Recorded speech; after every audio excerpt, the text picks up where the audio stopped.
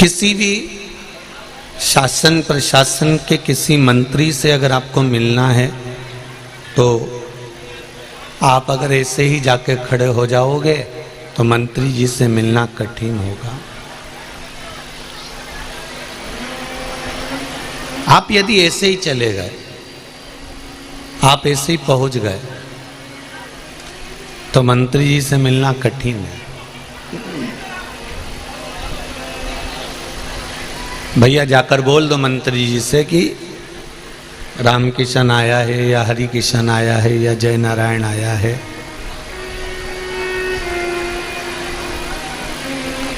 मंत्री जी के पास का समय है जो मिलेगा।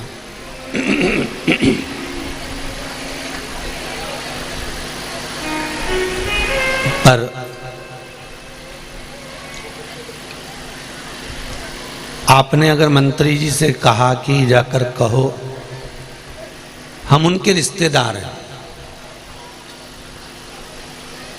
हम उनकी ननन के लड़के हैं और जाकर बोलो कि हम आए।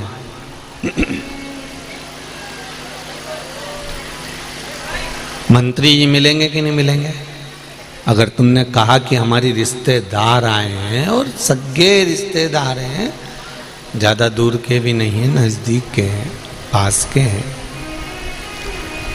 और बहुत नज़दीक के हैं, इसलिए मंत्री जी भी कहेंगे बुला लो हम मिल लेते हैं, जाओ।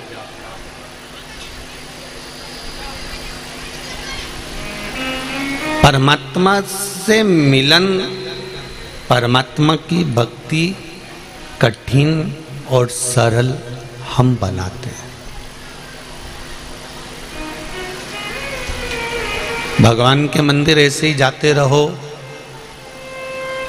जल चढ़ाते रहो तो मिलेगा जरूर, परंतु हो सकता है कि थोड़ा समय लग जाए। हो सकता है कि थोड़ा समय लग जाए। आप जल चढ़ाते रहें, मिलते रहें तो हो सकता है थोड़ा समय लग जाए। पर यदि आपने जाकर कहा कि भाई बोलो हम आए हैं, हमारा यदि कोई परमात्मा से संबंध बन जाए, हम भगवान से अगर एक कोई संबंध बना लें, अपनी रिश्तेदारी जोड़ लें, अपना संबंध बना लें कि तू मेरा पिता है, मैं तुम्हारा पुत्र हूं, आप मेरे भाई हैं, मैं आपका सखा, रिश्तेदार, नातेदार, कुटुंब, कबीला, ये सब संबंध यदि हमने बना लिया तो ये निश्चित है, अगर कोई संबंध हमारा परमात्मा से बना है और हम परमात्मा से संबंध बनाकर जब उससे मिलने के लिए जाएंगे तो ये निश्चित है कि वो मिलेगा जरूर।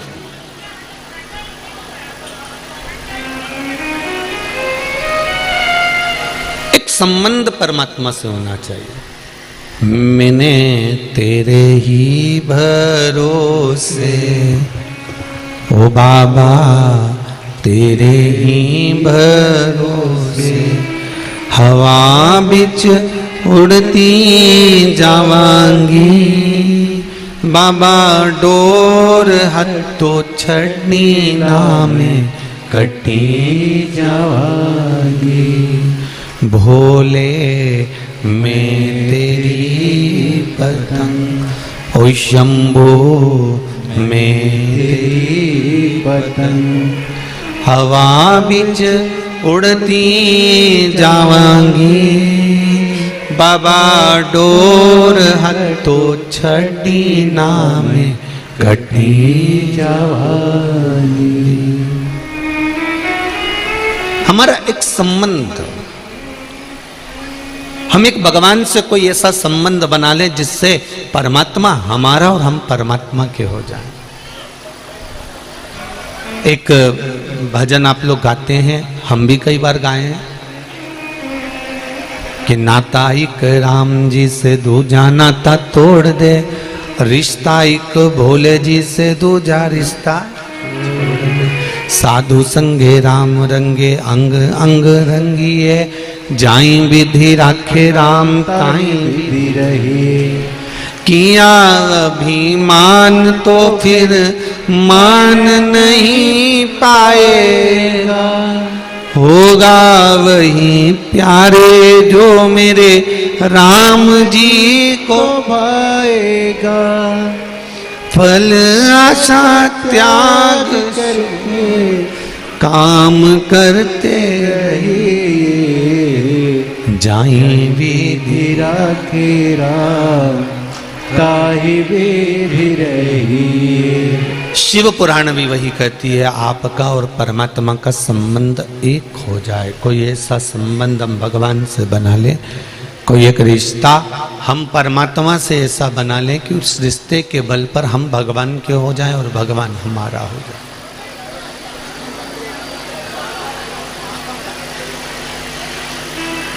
कोई पिता का, कोई पुत्र का, कोई भाई का, कोई बंधु का, कोई सखा का।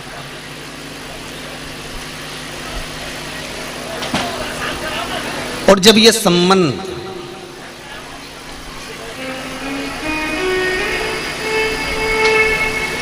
पूर्णता की ओर हो जाएगा तो परमात्मा को मिलने में देरी नहीं लगेगी।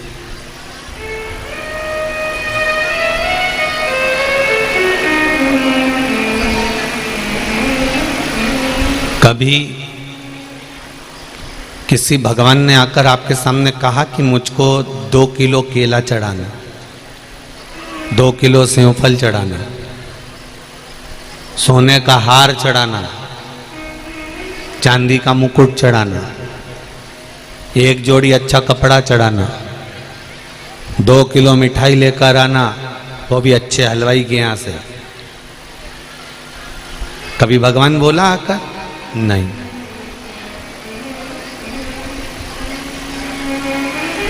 भगवान ने कभी नहीं कहा कि मुझे ये वस्तु लाकर दे। भगवान कभी नहीं कहता कि मुझे ये सामान लाकर दे। भगवान कभी नहीं कहता कि मुझे ये वस्तु का होना जरूरी है, ये नहीं होगा तो मैं प्रसन्न नहीं होऊंगा।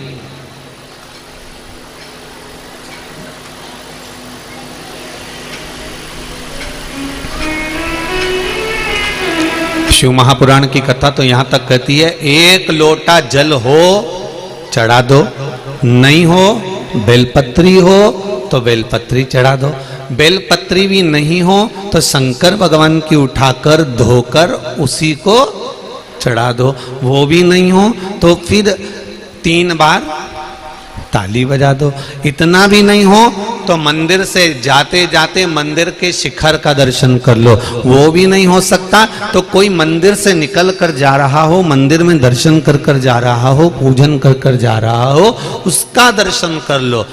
अगर वो भी नहीं हो सके तो कोई पंचाक्षर मंत्र, षडाक्षर मंत्र या श्री शिवाय नमस्तुभ्यम, या तो नमः शिवाय बोले, ओम नमः शिवाय बोले, श्री शिवाय नमस्तुभ्यम बोले, राम बोले, कृष्ण बोले, द्वादश अक्षर मंत्र ओम नमो भगवते वासुदेवाय बोले, दत्त बोले, देवी बोले, भगवती बोले, भगवान का नाम ले रहा हो, कोई परमात्मा की भक्ति में डूबा हुआ हो, जो मंत्र का जाप कर रहा हो, जिस मंत्र का कर रहा हो, आप उस मंत्र के जाप करने वाले व्यक्ति का भी अगर मुख का दर्शन कर लेते हो तो शिव महापुराण की कथा कहती है, समझ लो भोलेनाथ का दर्शन हो गया, शिव का दर्शन हो गया।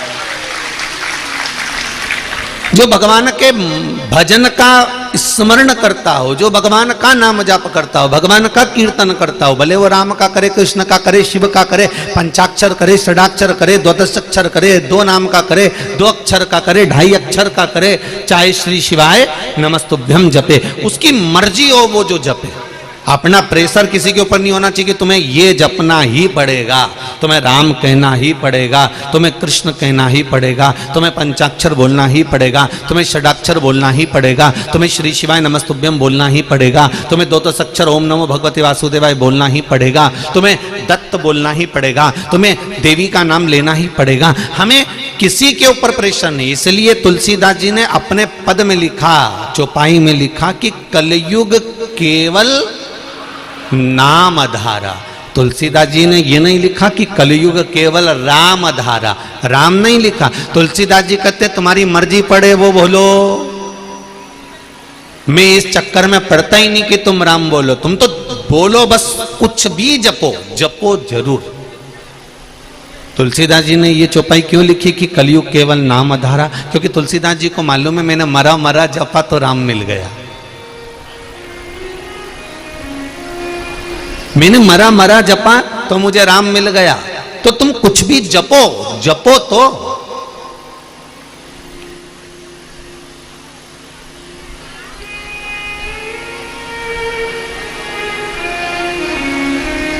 हम तो भ्रम में पड़े रहते हैं।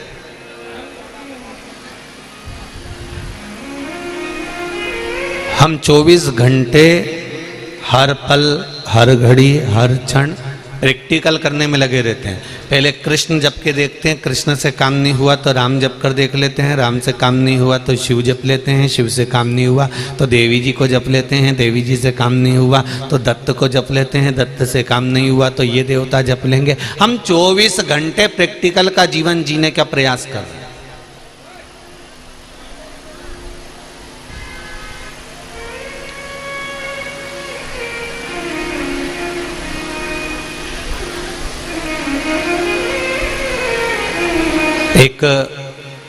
एक बार मुंबई में कथा थी। एक बेटी मिलने के लिए आई और वो बेटी ने कहा गुरुजी मैं यहीं रहती हूँ थाने में। मैंने कहा ठीक है, मैं रोज एक प्रैक्टिकल करती हूँ गुरुदेव। हमने पूछा कौन सा प्रैक्टिकल करती है? गुरुजी मैं रोज प्रतिदिन एक फोटो हीरो हीरोइन का पलंग के पास रखती हूँ, सुबह देखती हूँ किसका फोटो का मुंह अच्छा है, मेरा दिन आज कैसा निकला है। हमने कहा गजब। अब पढ़े लिखे बच्चे को हीरो हीरोइन से निकाल कर शिव और पार्वती तक लेकर आना थोड़ा सा कठिन काम तो है।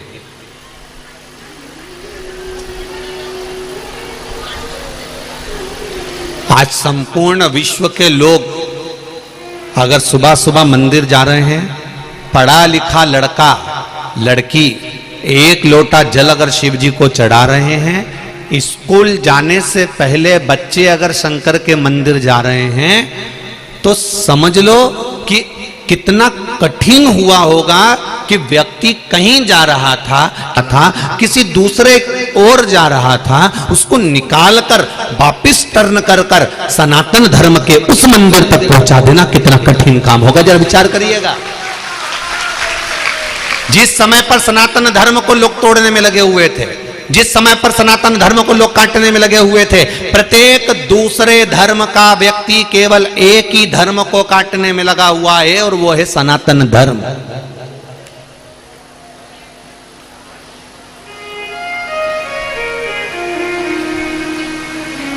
प्रत्येक दूसरे धर्म का व्यक्ति केवल एक ही धर्म को काटने में लगा है, सनातन धर्म को।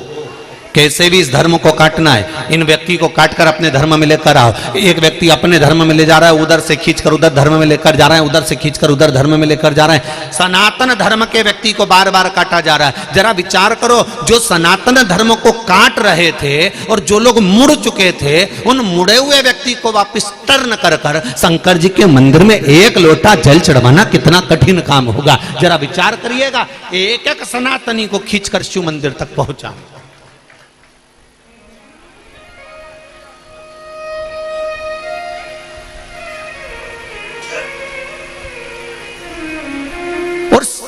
शंकर मंदिर तक कब गया वो? जब उसके हृदय में विश्वास जागृत हो गया। उस बेटी ने कहा मैं रोज हीरो हीरोइन का फोटो देखती हूँ, जिसका मुंह अच्छा रहता है उसका मैं एक हफ्ते तक मुंह देखकर अपने काम पर जाती हूँ, मेरे को फलता है। तो हमने कहा एक काम करोगे? उसने कहा जी गुरुजी। हमने कहा बेटा एक काम करो कि 33 कोटि देवी देवता हैं, नेट पे सर्च करना, तुम्हारा मन पड़ा करे तो फोटो को देखने की अपेक्षा हीरो हीरोइन के एक एक देवता का फोटो देखकर फिर सुबह उठना। अगर कोई फायदा हो तो ठीक है, अगर 33 कोटि देवी देवता से तेरे को कोई लाभ मिले तो तू देखते रहना, नहीं तो वापिस हीरो हीरोइन का फिर मुंडा देख लेना, उसमें क्या दिक्कत।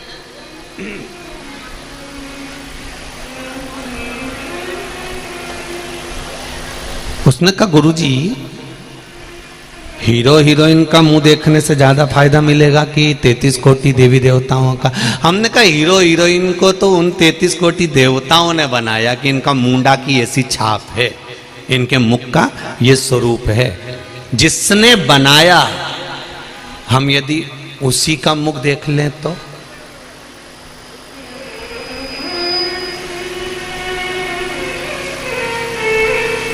महाराज, तेरी प्रतिमा इतनी सुंदर, तो कितना सुंदर होगा। यदि हम, जिसने आपको और हमको बनाया, जिसने इस संसार को बनाया, इस सृष्टि को बनाया, अगर हम उसका मुख देख लें तो फिर हमें किसी का मुख देखने की जरूरत पड़ेगी। उसने कहा गुरुजी कथा कितने दिन की बची है आपके यहाँ? हमने कहा 3 दिन की कथा हो रही है। उस समय पर माहेश्वरी महिला मंडल कथा करा रही थी मुंबई में। शायद यूट्यूब पे भी डली होगी वो कथा। मोर वाला, बदक वाला एक सिंहासन बना होगा, वो देखना माहेश्वरी महिला मंडल की वो कथा डली होगी।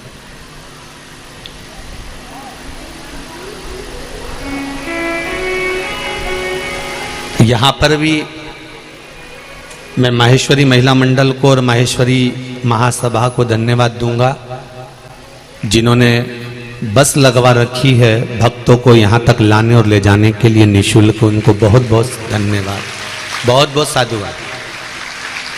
और भी सेवक लोग सेवा में लगे हैं। अग्रवाल समाज है, ब्राह्मण समाज है, साहू समाज है, पाटीदार समाज है। बहुत से लोग यहाँ से वहाँ तक, कोई ऑटो चलवा रहा है, कोई गाड़ियाँ चलवा रहा है, कोई बसें लगा रखी है। आपको बहुत बहुत धन्यवाद है। छत्तीसगढ़ के वास्तव में वो कहते हैं ना, छत्तीसगढ़िया सबले बढ़िया है। तो कहीं ना कहीं तो ये तो है, धान का कटोरा तो धान का कटोरा है, ये निश्चित है।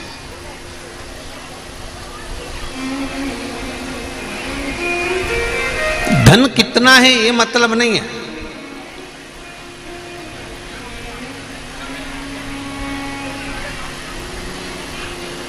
अच्छा, एक चीज और देखने को मिली छत्तीसगढ़ में, ये हमारी तीसरी कथा हो रही, पर तीसरी कथा में भी हमने देखा कि ये पंडाल भी धान के कटोरे जैसे ही बनवाते हैं।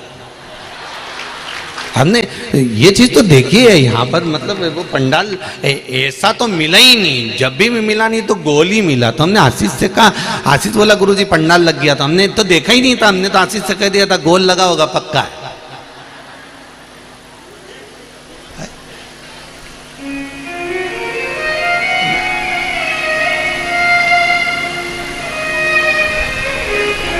धन है नहीं है, संपदा है नहीं है, दौलत है नहीं है, उससे कोई फर्क नहीं पड़ता।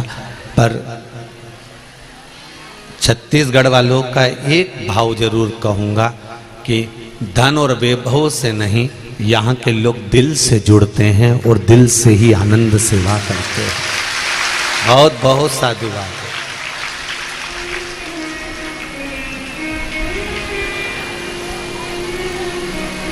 अब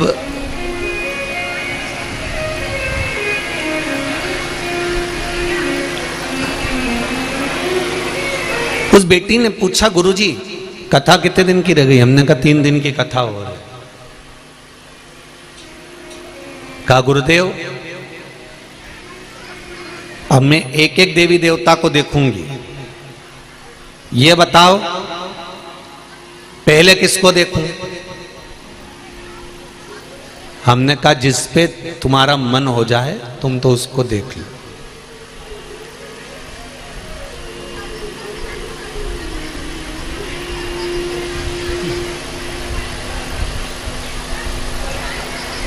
आप मानोगे नहीं, 3 दिन की कथा भी पूरी नहीं हुई और वो दूसरे दिन कथा में सबसे आगे आकर बैठी हुई थी। माहेश्वरी महिला मंडल ने उस बेटी को 2 बार कहा, बेटा सेकंड वाले सोफे पर जाकर बैठ जाओ, पर नहीं बैठी। कहा यहां कोई अतिथि आने वाले हैं, वो नहीं बैठी, वो फर्स्ट पर ही बैठी। फर्स्ट कथा पूरी हुई, हम उतर कर जाने लगे, वो आकर खड़ी हुई, उसने प्रणाम कर कर कहा, गुरुजी अब मुझे कोई दूसरा फोटो नहीं देखना है, मैंने एक फोटो चुन लिया। मैंने कहा चुन लिया आपने? हाँ। 2 दिन से उस फोटो का सवेरे से दर्शन करती हूं, और पहले दिन जब मैं दर्शन करके चली, हमेशा ट्रेन के धक्के खाकर जाती थी, पर मेरे भाई ने मुझे 4 व्हीलर गाड़ी दिला दी है, इतनी कृपा कर दी है। और दूसरे दिन जब मैं ऑफिस में पहुंची तो मेरा प्रमोशन का लेटर मेरे हाथ में था, इसलिए अब मैं किसी का चेहरा नहीं देखूंगी। तो हमने पूछा तूने चेहरा देख लिया? हो, देख लिया।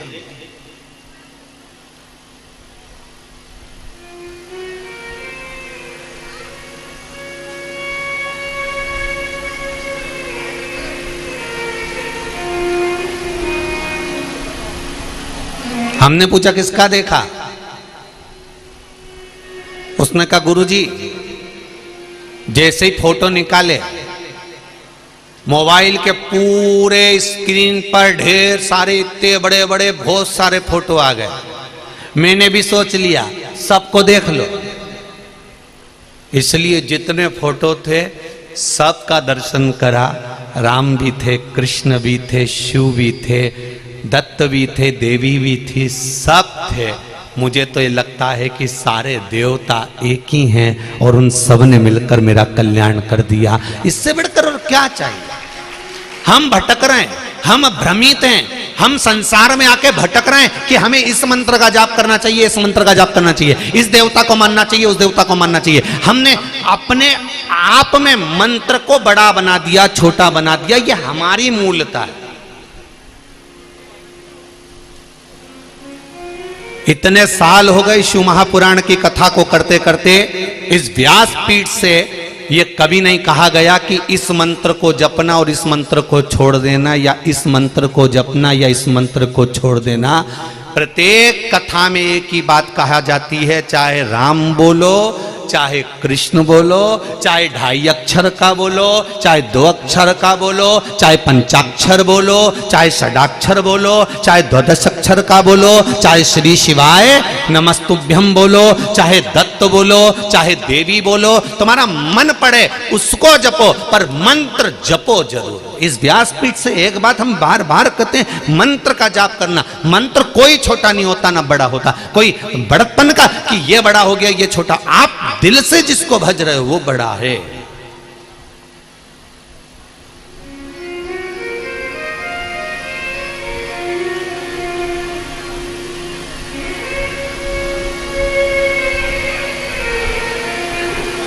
दो लड़के तुमको देखने के लिए आए शादी के समय पे।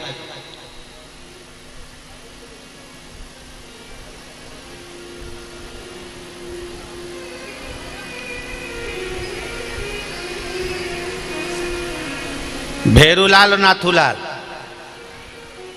समझ लो प्रैक्टिकल। ये तो आप कथा को अपन अपने ऊपर लेकर चलते हैं। 2 लड़के तुमको देखने के लिए, भेरू और नाथू। अब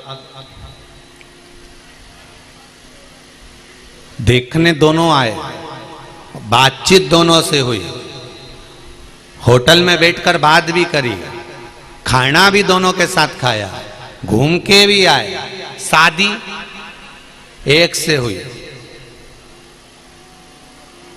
तो तुम पांव एक का पढ़ोगे कि 2 का पढ़ोगे? अरे बोलती तो जाओ, एक का ही ना। बहुत अच्छे से समझ लेना। तुम हलवा बना रही थी,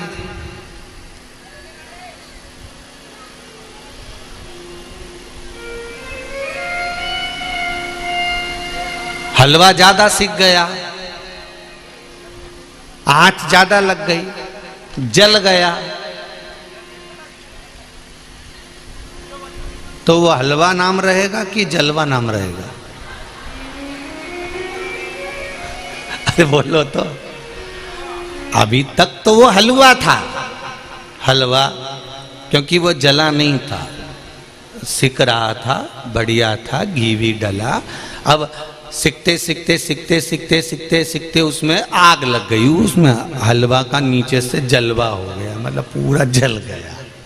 तो क्या हलवा का नाम बदल दोगे कि नहीं साहब ये ज़्यादा जल गया, इसलिए मेहमान को जब दो तो कह दो नहीं साहब ये हलवा नहीं है ये। तो मेहमान भी पूछेगा ये जलवा कौन सा आइटम है? कहना साहब वो ज़्यादा जल गया था इसलिए हलवे का भाई। अरे बोलो तो जलवा है। अच्छा जीजीवन बड़ी खुश हो गई, अब की बार हम यही करेंगे, जो जल गया उसका नाम जलवा रख देंगे।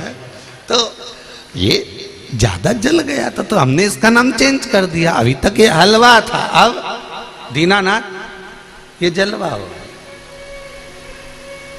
अभी तक ये हलवा था, अब ये जलवा हो गया। तो उसको स्वीकार नहीं, हलवा का हलवा ही रहेगा, वो कितना भी जल जाए, कितना भी उसमें आग लग जाए, चाहे कितना भी उसमें ताती पड़ जाए, पर वो हलवा का हलवा ही रहेगा।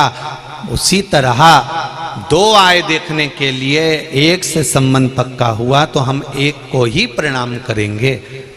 उसी तरह हमने जैसे एक को प्रणाम करा, उसी तरह शिव महापुराण की कथा कहती है मंत्र जपो, बहुत जपो, पर जिससे तुम्हारा दिल रम जाए, जिसमें तुम्हारा मन उस मंत्र में अटक जाए, उस मंत्र का स्मरण बार बार करते रहो, तो वो मंत्र तुमको भाव से पार कर देता है, पार लगा देता है।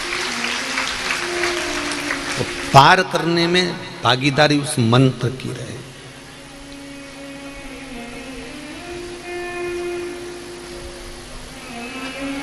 कभी भगवान ने नहीं कहा मुझे ये सामान देना।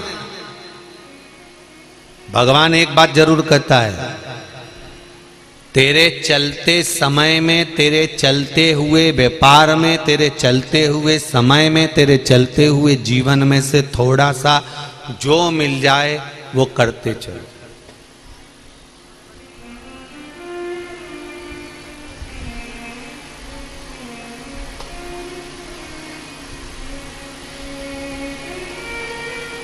द्रौपदी की साड़ी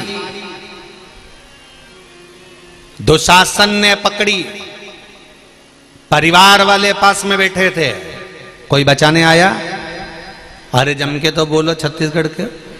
नहीं, द्रौपदी की साड़ी दुशासन ने पकड़ी, सारे रिश्तेदार देखते रहे, कोई बचाने नहीं आया। भीम बचा सका? नहीं। साड़ी दुशासन ने पकड़ी, कोई नहीं बचा पाया। नाड़ी डॉक्टर ने पकड़ी, कोई नहीं बचा पाया। साड़ी भगवान कृष्ण ने बचाई थी, तो नाड़ी भी भगवान ही बचा सकता है, उसके सिवाय कोई नहीं।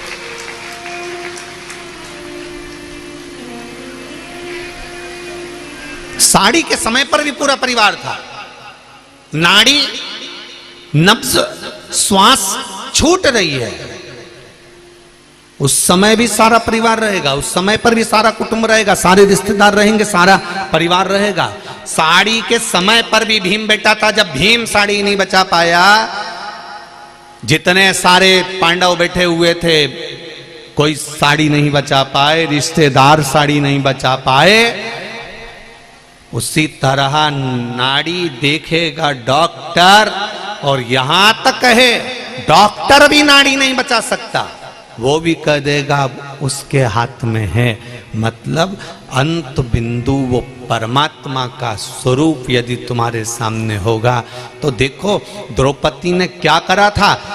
जब भगवान के हाथ में चोट लगी तो द्रौपदी अलग से पट्टी ढूंढने नहीं गई थी, द्रौपदी अलग से चीर ढूंढने नहीं गई थी, द्रौपदी अलग से कोई कपड़ा ढूंढने नहीं गई थी, द्रौपदी ने अपना चीर फाड़ कर भगवान के हाथ में बांध दिया था। मतलब जो तन पर था उसी समय पर फाड़ कर बांध दिया। शिव महापुराण की कथा कहती है, भगवान भी ये कहता है, अलग से मेरे लिए लड्डू पेड़ा लाने की जरूरत नहीं है, अलग से मेरे लिए कपड़ा ज्वेलर लाने की जरूरत नहीं है, अलग से मेरे लिए सामान लाने की जरूरत नहीं है। भगवान कहते हैं जैसा तुम्हारा जीवन चल रहा है उस जीवन में से थोड़ा सा निकाल कर देना प्रारंभ करो। हम ये नहीं कहते कि तुम 24 घंटे भजन करो, हम ये नहीं कहते कि तुम 24 घंटे कथा में बैठो। भगवान कहते हैं मैं ये नहीं कहता कि 4-4 घंटा तुम आकर यहाँ कथा में बैठ जाओ। भगवान तो कहता है आधी में पुनियाद, थोड़ा सा भी अगर मुझे दे दिया, तुम्हारे व्यस्त समय में से थोड़ा सा समय निकाल कर अगर तुमने मुझे दिया है तो मैं भी अपने व्यस्त समय में से तेरे दुख काटने के लिए तेरे पास आकर पहुंच जाऊंगा। थोड़ा सा देना प्रारंभ, बहुत भगवान को नहीं चाहिए।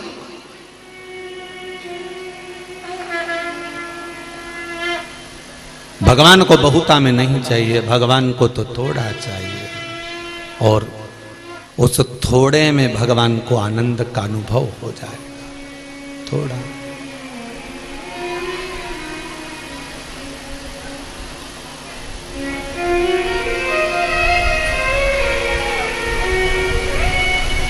थोड़ा सा दीजिए।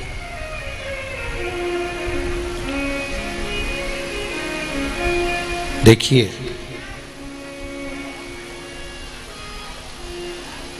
एक पत्र आया है,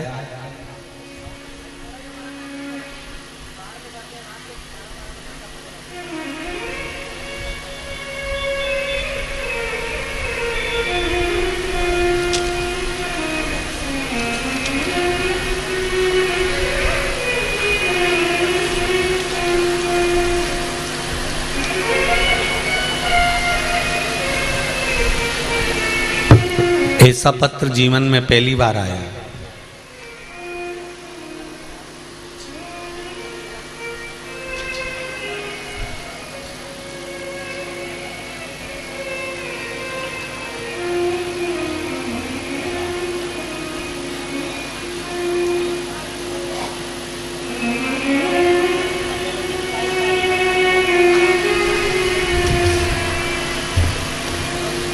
मेरा नाम उमेश कुमार साहू, नगर पंचायत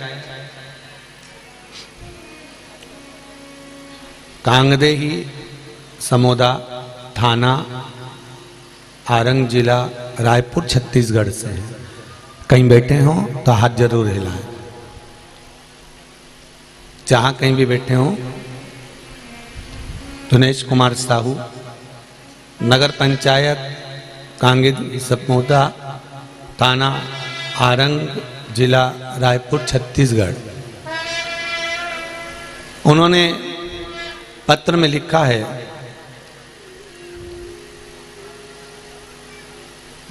मेरी उम्र 20 वर्ष है, मैं नगर पंचायत कांगदेही, समोदा, आरंग जिला, रायपुर, छत्तीसगढ़ का रहने वाला हूं। मेरे घर में मेरी दादी जी द्वारा वृंदावन से लड्डू गोपाल की मूर्ति लाई थी, जिसे मैंने अपनी पूजा स्थल पर रखा हुआ था। अभी हाल ही में दिनांक 25/7/2022 को किसी ने वो मूर्ति हमारे घर से सामान के साथ में चोरी कर ली। तभी मैंने अपने मोबाइल से YouTube खोलकर आपकी पंचमुखी रुद्राक्ष और शंकर वाली उपाय के बारे में सुना, जिसमें आपने बताया था कि कोई वस्तु अगर घूम जाती है या कोई चीज खो जाती है तो उसको पाने का तरीका क्या है। भोलेनाथ की कृपा से मैंने वो उपाय किया, दुर्गा मंदिर में पहुंचकर मैंने वो उपाय किया। उसके बाद में मैं मेरी दादी से कहकर, जब वो मूर्ति नहीं मिली, मैंने उपाय तो कर लिया पर मूर्ति नहीं मिली, तब मैं दूसरी मूर्ति खरीदने के लिए बर्तन की दुकान पर गया। बर्तन खरीदने की दुकान पर गया, तब मैंने उसी दुकान वाले से कहा, भैया हमको एक लड्डू गोपाल भी लेना है बर्तन के साथ में, आप हमको लड्डू गोपाल बता दो। उस दुकानदार ने कहा कि नए चाहिए कि पुराने चाहिए। तो मैंने कहा मेरे पास इतना पैसा नहीं है, आप मुझे पुराना लड्डू गोपाल दे दो। उसने पुराना लड्डू गोपाल जैसे ही लाकर मुझे दिखाया, मैं अपने लड्डू गोपाल को पहचान गया कि ये तो मेरे वही लड्डू गोपाल हैं जो चोरी हुए थे। और बाबा की कृपा से मेरा लड्डू गोपाल मिल गया। हालांकि मैंने दुकानदार को पैसे देकर वो लड्डू गोपाल लिए। बाबा की कृपा से 18 दिन के अंदर मैंने जो उपाय करा था उस उपाय से मेरा लड्डू गोपाल मुझे वापस मिल ही गया। ये शिव कृपा। अब ऐसा पत्र जीवन में पहली बार मिला है, हो ध्यान रखना जरा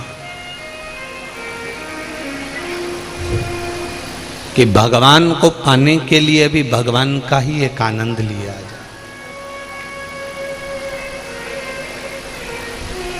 आज समझ में आ गया। पांव में अगर कांटा चुभ जाता है ना तो उसको कांटे से ही निकाला जाता, पिन से। कांटा भी नुकेली और पिन भी नुकेली, कांटे को कांटे से ही निकाला जाता।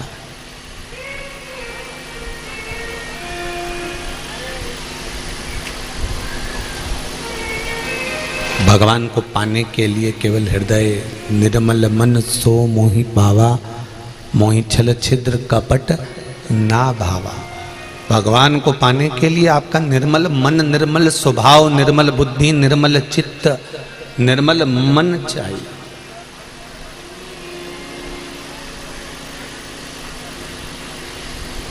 वो मिल जाए।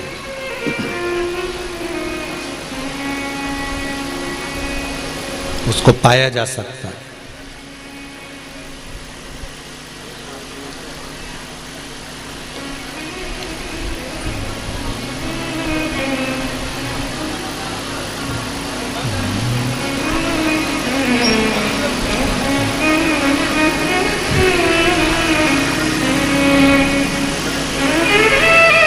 आप अपने चलते हुए समय में से,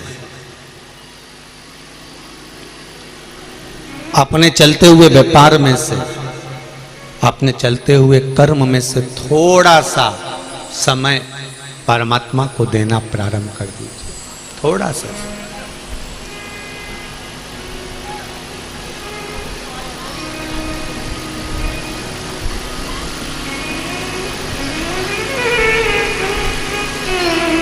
आप थोड़ा सा समय देना प्रारंभ करेंगे, वो परमात्मा भी आपको कुछ न कुछ देना प्रारंभ कर देगा।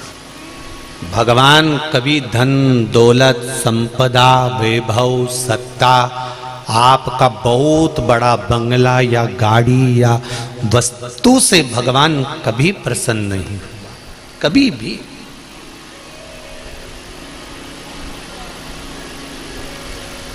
उसकी प्रसन्नता केवल आपका निर्मल मन है। निर्मल। एक बार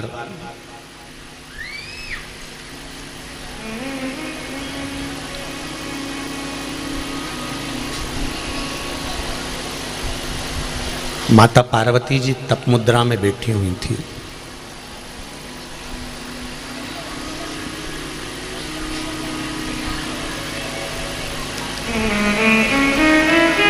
और तप में लीन थी मां।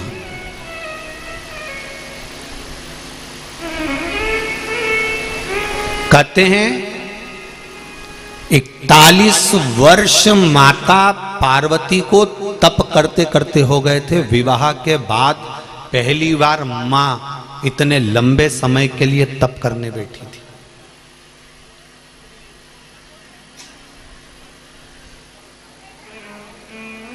जरा समझ लेना बहनों, ध्यान रखिएगा थोड़ा सा। शादी के पहले आप व्रत कर लोगी, बहुत अच्छे से कर लोगी। शादी के पहले संकट सोमवार कर लोगी, बहुत अच्छे से कर लोगी। शादी के पहले सोमवार कर लोगी, बहुत अच्छे से कर लोगी। शादी के पहले तीज कर लोगी, चतुर्थी कर लोगी, छठ कर लोगी, सप्तमी कर लोगी। सारे व्रत शादी के पहले बहुत अच्छे से कर सकती हो। पर शादी के बाद जो आप व्रत करते हो ना, इस व्रत को करने के लिए शरीर, परिवार, कुटुंब, कबीला, मन, चित्त और वृत्ति ये थोड़ी बलवान बनाना पड़ती है।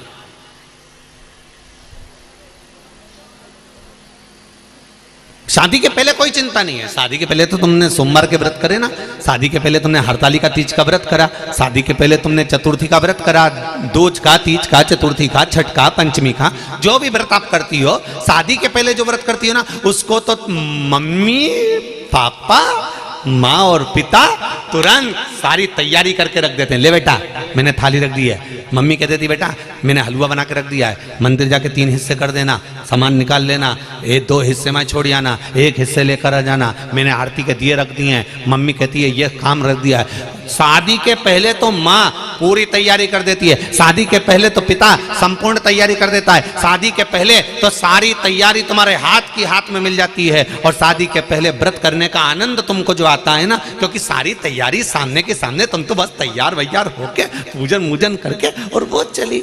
हरतालिका तीज, छोटी तीज, बड़ी तीज, शादी के पहले जो माताएं करती हैं, दीदियां करती हैं, उनको देखो कितनी खुश होकर करती है।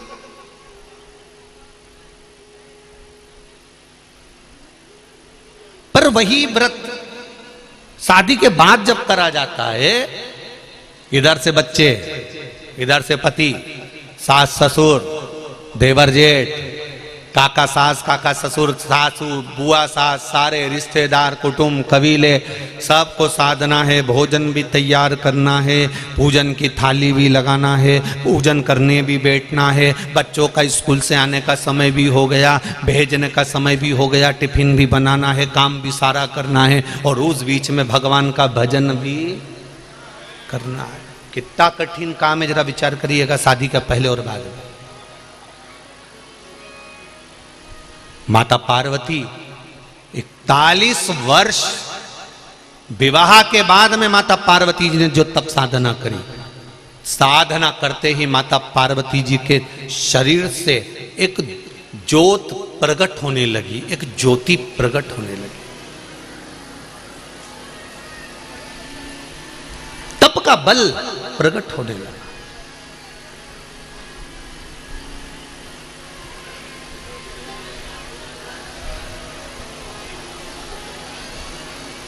एक प्रश्न आपके और हमारे मन में आता है, गुरुजी जो हम ये मंदिर में ज्योत लगाते हैं, मंदिर में ज्योति लगाते हैं, मंदिर में दिया लगाते हैं, या यज्ञ कुंड में जो अग्नि होती है, या जो ज्योत हम प्रकट करते हैं, चाहे माता रानी की करें या श्याम बाबा की करें या राम जी की करें या कृष्ण जी की करें या हम रुणिचा की करें या हम किसी भी देवी देवता की करें, ये ज्योत जो खड़ी करते हैं, ये ज्योत है कौन? ये ज्योति है कौन? इस ज्योति का प्रतिबिंब कहां से? इस ज्योति की प्रागट्यता कहां से? ये ज्योति किसकी लड़की है? ये ज्योति किसकी पुत्री है? क्यों माता रानी के अनुष्ठान में, क्यों शंकर जी की पूजन में, राम जी की पूजन में, कृष्ण की पूजन में, भगवान के 33 कोटि देवी देवताओं की पूजन में ज्योति की महत्वता क्यों होती है? दीप की महत्वता क्यों होती है? दिया क्यों लगाना चाहिए? अगर दिया नहीं लगाओगे तो अगरबत्ती लगाना पड़ेगा, अगरबत्ती नहीं लगाओगे तो यज्ञ करना पड़ेगा, यज्ञ नहीं करोगे तो धूप बत्ती लगाना पड़ेगी। पर अग्नि उस जगह पर प्रकट ज्योति का स्वरूप कहां से आया? ये ज्योति कहां से प्रकट हुई? ये ज्योति की मूलता कहां?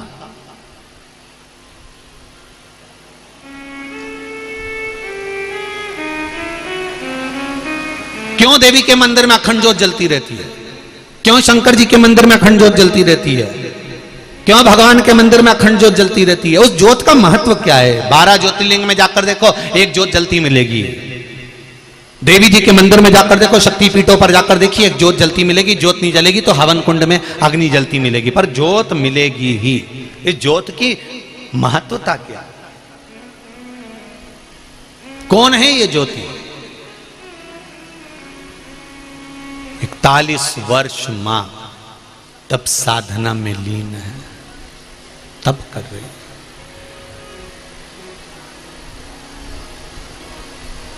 ध्यान में मग्न। उठे भोले तेरी मोहब्बत का दरिया, उठे भोले तेरी मोहब्बत का दरिया। मेरे शंकर, मेरे ओघड़ी, मेरे दयालु, आपकी कृपा चाहिए। शिव कथा कहती है पार्वती मैया ने जब तप करना प्रारंभ करा, ऐसा तप माता पार्वती ने करा, ऐसा तप करा कि उनके शरीर से, माता के स्वरूप से अग्नि प्रकट होने लगी। अग्नि प्रकट। जैसे ही अग्नि प्रकट हुई, शंकर भगवान सामने आकर खड़े हुए। शिवजी ने देखा कि पार्वती के शरीर से अग्नि निकल रही है। अब थोड़ा सा कथा पर ध्यान देना। ब्रह्मा, भगवान ब्रह्मदेव और भगवान विष्णु ने जब पर्वत को घुमाना प्रारंभ करा था तो अग्नि का खंभ प्रकट हुआ था। मतलब शंकर भगवान को भी ज्योतिर्लिंग कहते हैं, मतलब जिसमें ज्योति समाई है, शिव का स्वरूप समाया।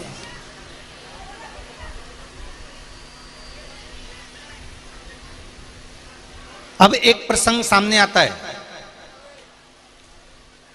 तुम्हारे नगर में जितने लोग कथा सुन रहे हैं ध्यान से सुनना, तुम्हारे मोहल्ले में, तुम्हारी कॉलोनी में, तुम्हारे क्षेत्र में, तुम्हारे नगर में जो शंकर जी का मंदिर है, उस शंकर जी के मंदिर में, शंकर जी के शिवालय में जो शिवलिंग बैठा हुआ है वो ज्योतिर्लिंग कहलाएगा कि नहीं कहलाएगा?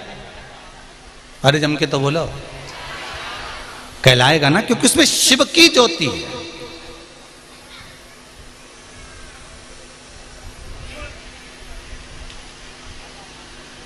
पूरे विश्व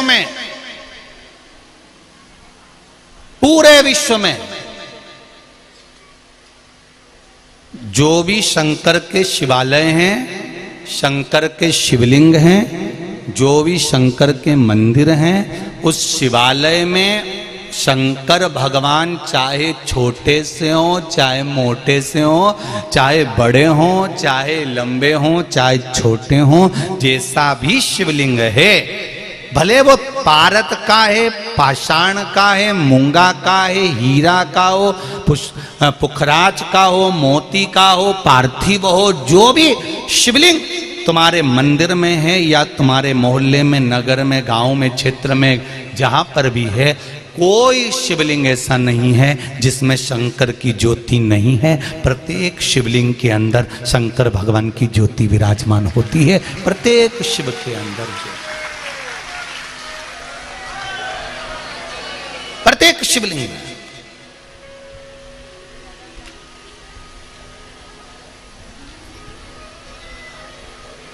एक पत्र आया, देखिए।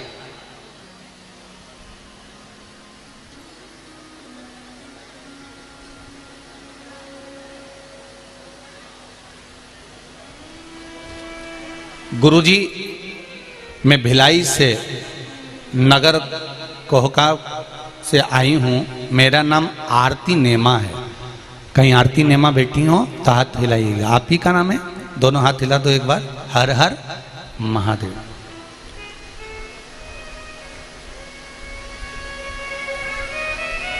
मेरा नाम आरती नेमा है। गुरुजी, मैं भोला की महिमा की इतनी है कि बता नहीं सकती। मेरा लड़का अभिषेक सीहोर गया था, वहां से रुद्राक्ष लाया था।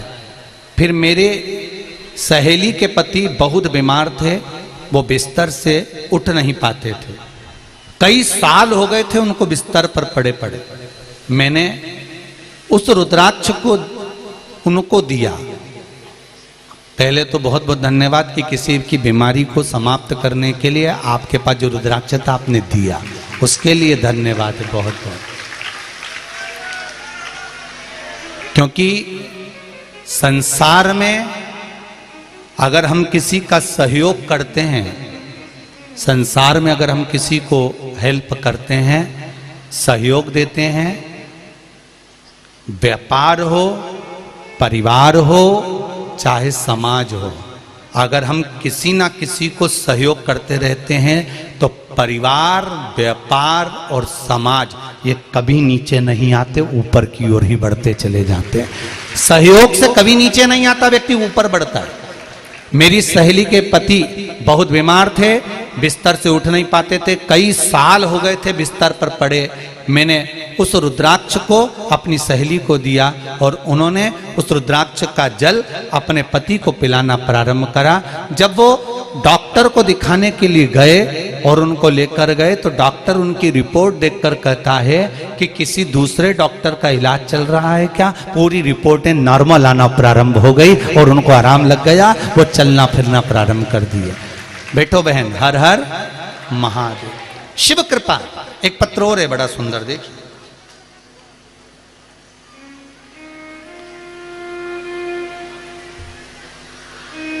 मैं श्रीमती सीमा साहू रायपुर छत्तीसगढ़ से आई हूं। कहीं बैठी हूं सीमा जी? पत्र थोड़ा सा लंबा है, आप ही हैं, दोनों हाथ हिलाकर एक बार अभिवादन करें।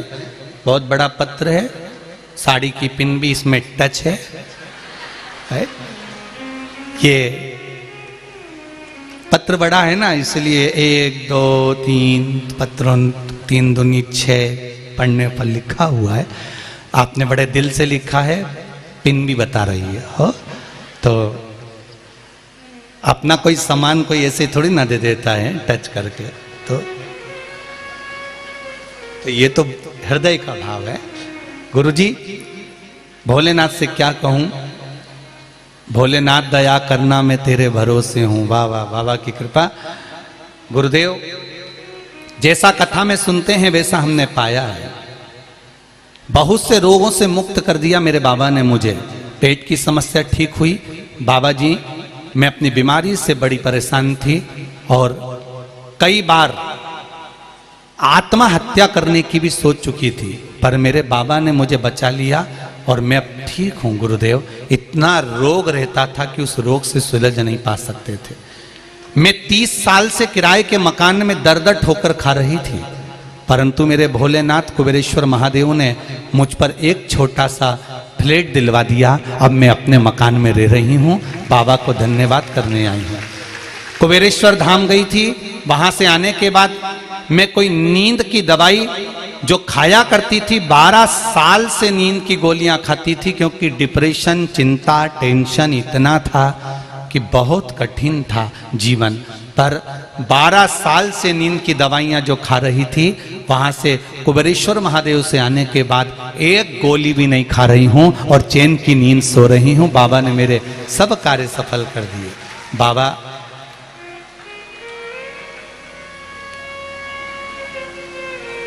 हम 1 लोटा जल बाबा के मंदिर जाकर चढ़ा रहे हैं।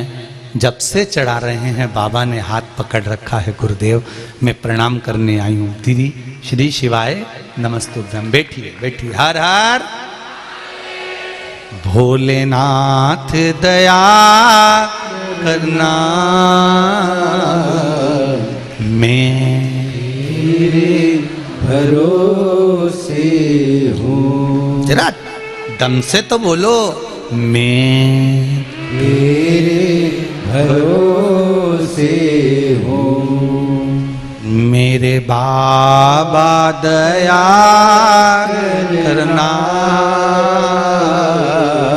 मैं तेरे भरोसे हूँ। फिर निवेदन करूंगा, जैसा मेरी बहन ने लिखा, इतना डिप्रेशन, इतनी चिंता, इतनी परेशानी, जिंदगी का सारा दुख भगवान ने मुझको दे दिया। मरूं नहीं तो क्या, पर मरना उस समस्या का निदान नहीं है। कर्जा हो गया, हो जान दो। कोई पैसे खा गया, खा जान दो। कब्जा कर लिया, कर लेन दो। रिश्तेदारों ने जायदाद ले ली, ले लेन दो।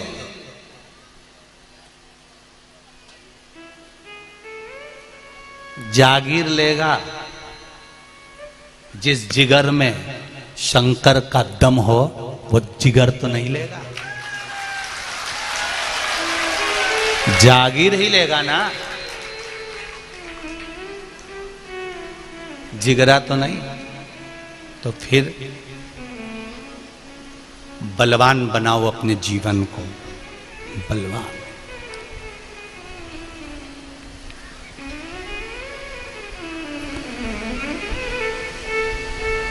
भारत की भूमि के सिंहासन पर बैठकर आत्मनिर्भर भारत का सपना कोई देख रहा है और सपने को आपको भी दिखाया जा रहा है कि आत्मनिर्भर बनो।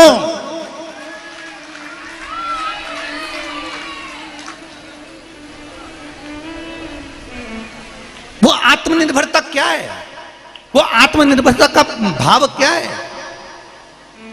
आज जरा सा कोई देश आंख दिखाता है और पेट्रोल डीजल आना बंद हो जाता है, इसलिए आत्मनिर्भर बना रहा है वो व्यक्ति बैठकर कि हमें किसी की आंख नहीं देखना पड़े, हम आंख में ही घुस जाएं, तब बनेगा आत्मनिर्भर भारत। कोई सहज है?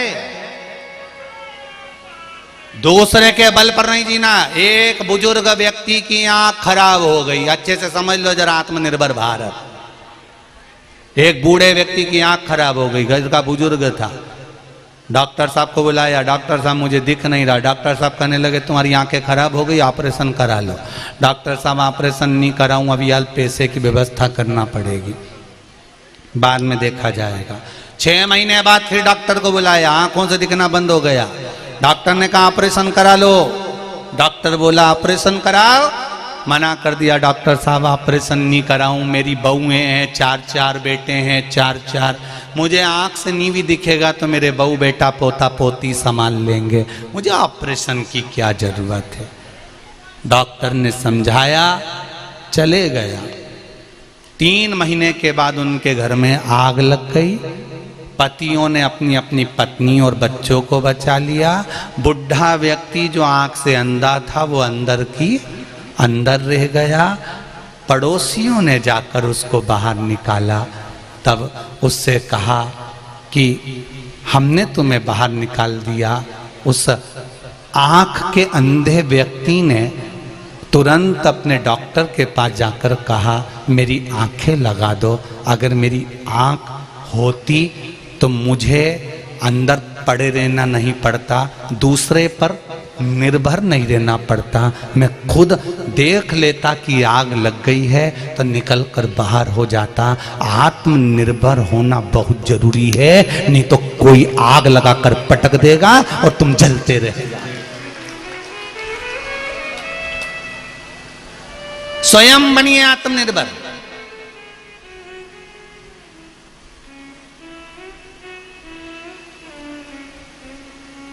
दूसरा धन खा गया, खजान दो। दूसरा पैसा खा गया, खजान दो। हम कर्जे में डूब गए। अरे डूब गए तो क्या हुआ, निकलोगे तो। कर्जे में आज डूबे हो, कल थोड़ी ना डूब पाओगे। तकलीफ आ गई, फसल नहीं हुई, व्यापार नहीं चल रहा, नौकरी नहीं हो रही, मत ओन दो ना। शंकर का भजन तो करो, 1 लोटा जल चढ़ाना तो चालू करो, शंकर के मंदिर तो जाना चालू करो।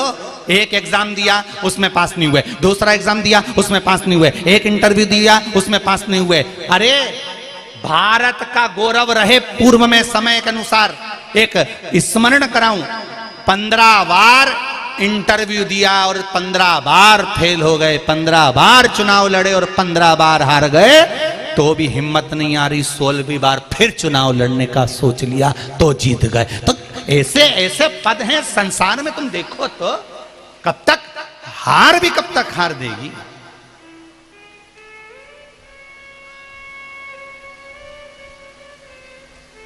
हार भी कब तक हार देगी।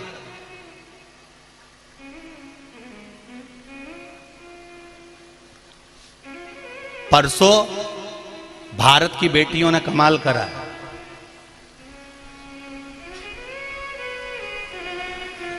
काय का खेल था वो, शर्मा जी जो मैसेज करा उन्होंने अपने व्हाट्सएप पर, कॉमनवेल्थ का।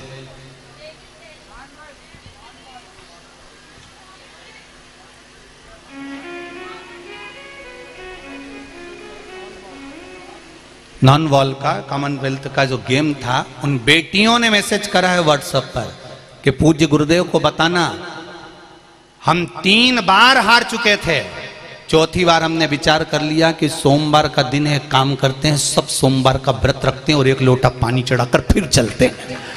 सोमवार का व्रत रखकर शंकर भगवान पर 1 लोटा पानी चढ़ाकर बेटियां चली गई और जीत कर फिर जीत अपने हाथ में लेकर आ गई।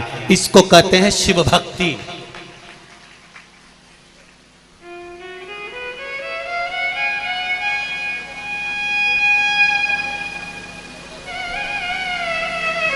इस भारत की भूमि की वो राष्ट्रपति बनी है। उनसे पूछा जाए, उन्होंने अपनी भाषा में ट्वीट करा है कि मुझे जो कुछ मिला है, मुझे किसने संभाला, उन्होंने ट्वीट करा है ट्विटर पर, मुझे संभाला किसी ने और मेरा साथ अगर किसी ने दिया है और मुझे अगर राष्ट्रपति के सिंहासन पर भी बिठाया है तो कोई दूसरा नहीं, मेरा देवाधिदेव महादेव ने बिठाया। अब तो राष्ट्रपति भी अपना ट्वीट कर कर बोलते हैं कि शंकर की कृपा है। बेटियां युद्ध के मैदान में जाती हैं, कंपटीशन एग्जाम में जाती हैं तो कहती हैं सोमवार का व्रत का फल है। एक बॉडी बिल्डर भी अपने कंपटीशन एग्जाम में उतरता है तो उसकी मां लिखकर भेजती है, गुरुजी से कहना धन्यवाद, मेरा बेटा पशुपति व्रत का आनंद कर कर। ये शिव है, ये शंकर है। क्योंकि दुनिया के लोग पहचान गए कि हम अगर हार भी रहे हैं तो दुनिया से, दुनिया के लोग हमारा पैसा खा सकते हैं, दुनिया के लोग हमारी जागीर खा सकते हैं, हमारी प्रॉपर्टी खा सकते हैं, पर जिगरा नहीं खा सकते। जिस दिल में देवाधिदेव महादेव बैठ जाए वो दिल की जीत एक न एक दिन निश्चित होती है। आप उससे दिल तो लगाइए, आप उसको अपना तो बनाइए। आज पूरा विश्व, पूरा देश, और देश ही नहीं विदेश में बैठे हुए लोग भी भगवान शंकर को 1 लोटा जल चढ़ा रहे हैं तो उनका 1 लोटा चढ़ाया गया जल खाली नहीं जाएगा। शंकर भगवान को ज्योतिर्लिंग कहा जाता है। अग्नि के खंभ से प्रकट हुआ है शिवलिंग, तो हर शिवलिंग में ज्योति शंकर की है। वो फल देगी जरूर, निश्चित है वो फल देगी। जब शंकर के शिवलिंग में ज्योति शिव की है तो माता के जितने शक्तिपीठ हैं, माता के जितने मंदिर हैं, माता के जितने स्थान हैं, ये भी ज्योति की एक स्वरूप है, ज्योति का एक स्वरूप।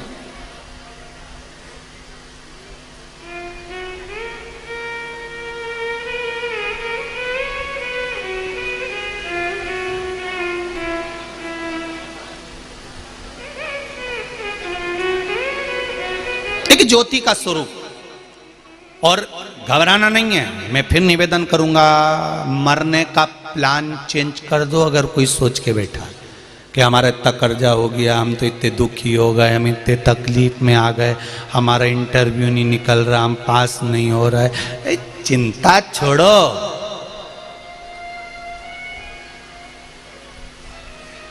तुम तो छाती पे हरी मूंग दलो,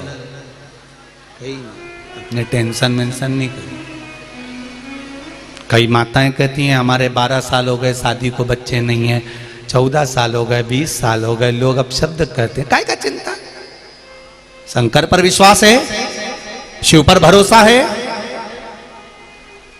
और अगर शंकर पर भरोसा है तो 1 लोटा जल चढ़ाना चालू कर दे, और उसके सामने जब बैठे, शिव के सम्मुख में जब जाए तो दिल से उसको कहो।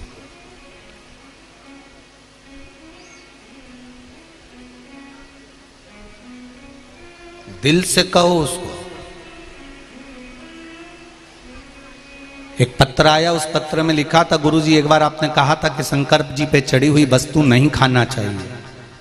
एक पत्र में गुरुजी आपने एक बार कथा में कहा था कि शिव जी पे चढ़ा हुआ सामान नहीं खाना चाहिए, वो बैरागी, त्यागी, साधु, संत, सन्यासी, तपस्वी, साधक, उपासक उनके हिस्से का होता है। केवल नर्मदेश्वर महादेव कैसे होते हैं जिन पर चढ़ा हुआ खा सकते हो, तो हम लोग बेलपत्री खाते हैं, तो वो खाएं कि नहीं खाएं? हमने अगर कहा है तो एक बात हमने आपको बार बार कही है कि शंकर जी से एक बेलपत्र अगर खाने की ला रहे हो तो क्या बोल कर लाना कि बाबा औषधि दे दीजिए। बोला कि नहीं बोला था? अरे बोलो तो जम के, बोला था ना। हमें शिवजी से चढ़ा हुआ सामान नहीं चाहिए, हमें शंकर भगवान से औषधि लाना है। हम उनका लड्डू नहीं खा रहे, हम उनका पेड़ा नहीं, हम तो उनसे उनकी औषधि मांग कर ला रहे हैं कि आपकी एक बेलपत्र दे दो और इसको औषधि बनाकर दे दीजिए। आपका चढ़ा हुआ जल आप औषधि बनाकर दे दीजिए, आप पर चढ़ी हुई बेलपत्र औषधि बनाकर दे दीजिए। हम शिव जी की शिव महापुराण का एक एक प्रसंग हमारी जिंदगी में उतार कर रखिए कि गुरु जी ने क्या बोला और किस तरह से बोला और उसका फल क्या है और उसका स्वरूप क्या है, उसको उतारिए अपने जीवन में, आपको मिलेगा।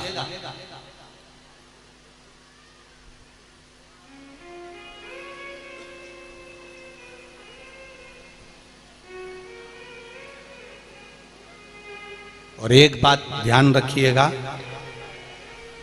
व्यासपीठ से जितना पहले, आज भी शर्मा जी और गोयल जी जानते होंगे, दिन भर हमारे कमरे में हम किसी को आने नहीं देते, ये जानते हैं शर्मा जी।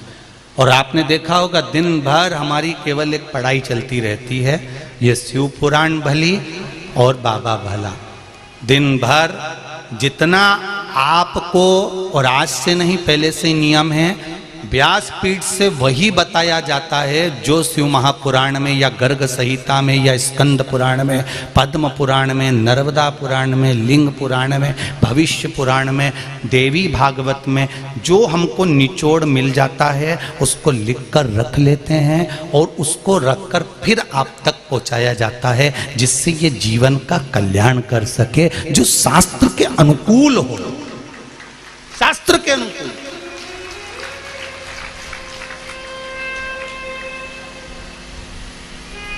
उसको वहां तक पहुंचाना, उसका फल कितना है, उसका स्वरूप कितना है, उसका आनंद कितना है। महाराज शिव महापुराण की कथा कहती है, भगवान शंकर का चरित्र कथा है। माता पार्वती जी ने जो तप साधना करी, उस तप साधना से ज्योति प्रकट हो गई। जैसे ही ज्योति प्रकट हुई तो शंकर भगवान ने आकर दर्शन किया। दर्शन किया, पार्वती से पूछा, पार्वती, हे पार्वती उठो, दर्शन करो तुम मेरा। पार्वती नेत्र खोलकर भगवान का दर्शन करती है तो उन दोनों के बीच में एक ज्योति खड़ी थी, एक ज्योति का पुंज खड़ा था। शंकर भगवान ने पार्वती से कहा, पार्वती ये कौन है? पार्वती जी कहती हैं, मेरी तप साधना से, मेरे तेज से ये अग्नि का एक ज्योत उत्पन्न हुई है। शिव जी कहते हैं ये आपके और हमारे बीच में प्रकट हुई है, इसलिए ये हमारी पुत्री के रूप में मानी जाएगी। आज से ये हमारी पुत्री का भाव इसमें प्रकट रहेगा। जो ज्योति भगवान के मंदिर में लगाई जाती है, जो ज्योत भगवान के मंदिर में प्रकट करी जाती है, वो ज्योति कोई और नहीं, मेरे शंकर भगवान पार्वती, भगवान शिव और पार्वती के तेज पुंज से प्रकट हुई एक कन्या के रूप में है। जिसको ज्योत्सना, ज्योति, कल्याणी, यज्ञेश्वरी कहा जाता है।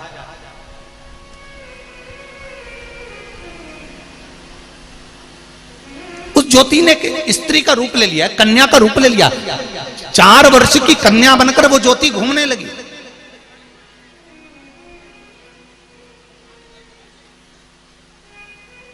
चार वर्ष की कन्या बनकर ज्योति घूमने लगी।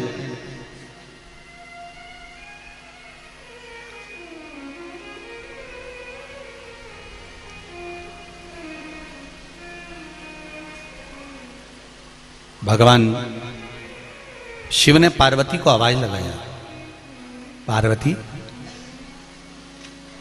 ए पार्वती। पार्वती जी बोली, हाँ प्रभु बोलिए।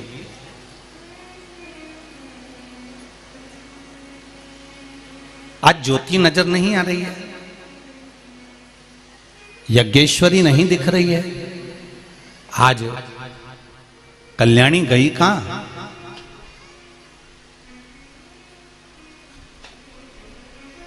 ये यज्ञेश्वरी ज्योति कल्याणी ज्योत्सना है कहां? ज्वाला है कहां? दिख नहीं रही।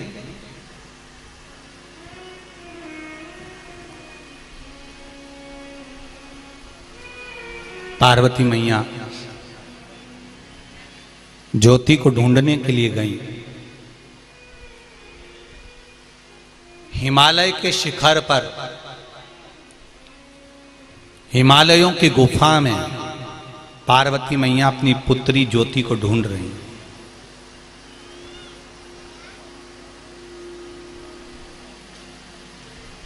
एक स्थान पर ज्योति बैठी, भगवान शिव और पार्वती का सुंदर स्वरूप धारण कर कर भगवान शंकर और पार्वती का स्मरण कर रही थी, बैठी थी और माता पिता का स्मरण कर रही थी। पार्वती जी का दर्शन हुआ। पार्वती जी ने उसको उठाया, उठाकर पूछा, क्या चाहती हो तुम ज्योति? ज्योति कहती है, ज्योत्सना कहती है, यज्ञेश्वरी कहती है, मां मैं माता और पिता को छोड़कर कहीं जाना नहीं चाहती। मैं अपने माता पिता के संग में हमेशा रहना चाहती हूं। मैं अपने माता पिता को छोड़कर कहीं जाना नहीं चाहती। पार्वती जी ने वचन दे दिया, सुनो ज्योति, मैं तुम्हें वर देती हूं, मैं जहां पर विराजमान रहूंगी उस जगह पर अगर ज्योति नहीं होगी तो मैं उस पूजन को कभी स्वीकार नहीं करूंगी। शंकर भगवान ने भी वर दे दिया, सुनो ज्योति, जहां शंकर भगवान का ये शिवलिंग विराजमान होगा, चाहे वो कंकर, पाषाण, माणिक, मोती, पारद, स्फटिक, जो भी शिवलिंग होगा, चाहे वो घर में हो, चाहे वो मंदिर में हो, चाहे वो खुले स्थान पर हो, जहां शिवलिंग होगा उस शिवलिंग में तेरा स्थान जरूर होगा। तो वो शिवलिंग को ज्योतिर्लिंग का रूप भी कहा जाता है। जहां शिव है वहां ज्योति है, जहां पार्वती है वहां ज्योति है। अब समझना अपने को ये है, कोई भी पूजन हो, कोई भी अनुष्ठान हो, कोई भी यज्ञ हो, कोई अवसर हो, कोई पूजन हो, कोई पाठ हो, कोई अनुष्ठान हो, उस अनुष्ठान में सबसे पहला काम होना चाहिए कि दीप प्रज्वलन हो। क्या होना चाहिए? दीप प्रज्वलन, दीप जलना चाहिए। इसलिए आप लोगों को कहते हैं कि ये अंग्रेजों की जो नई नई लीलाएं हैं कि केक काटो और मोमबत्ती बुझाओ और हैप्पी बर्थडे ने टू यू गाओ, ये हमारे सनातन धर्म का नहीं है। हमारा सनातन धर्म कभी नहीं कहता कि काटो और खाओ। सनातन धर्म में ये कभी नहीं हुआ कि काटो और खाओ। सनातन धर्म में तो आज भी भगवान कृष्ण का जन्मोत्सव मनाया जाता है, राम जी का जन्मोत्सव मनाया जाता है, भगवान दत्त का जन्मोत्सव मनाया जाता है, प्रागट्योत्सव मनाया जाता है। तो हमारे यहाँ आज भी भागवत जी में जब भगवान कृष्ण का जन्मोत्सव मनाते हैं तो लड्डू बंटवाते हैं।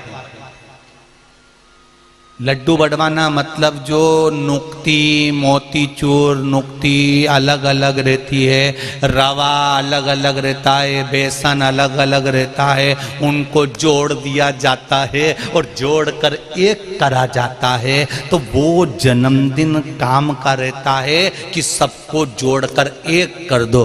सनातन धर्म में ये नहीं है कि काट के अलग कर दो। यहाँ ये पुराना जो दूसरा धर्म है इसमें काट कर अलग कर कर खा जाते हैं, पर सनातन धर्म कहता है समझ जाओ, सीख जाओ कि ये दुनिया के लोग हैप्पी बर्थडे ने टू यू में काट कर अलग कर कर खा रहे हैं। ये बता रहे हैं तुमको कि हम तुमको परिवार में से धीरे से काटेंगे, तेरा जन्मदिन रोड पे जाके मनाएंगे, तू बहुत जोरदार है, बहुत बढ़िया है, गाड़ी के बोनट पे केक रखेंगे, काटेंगे और तेरे को परिवार से अलग खींचना चालू करेंगे, मित्र बनेंगे, सखा बनेंगे और तेरे ही पैसे को बर्बाद कर कर अलग कर कर के तेरा भाई बुरा, तेरी माँ बुरी, तेरे पिता बुरे, तेरे भाई बंधु सखा बुरे, उसकी दिमाग में भर भर कर, क्योंकि जैसे केक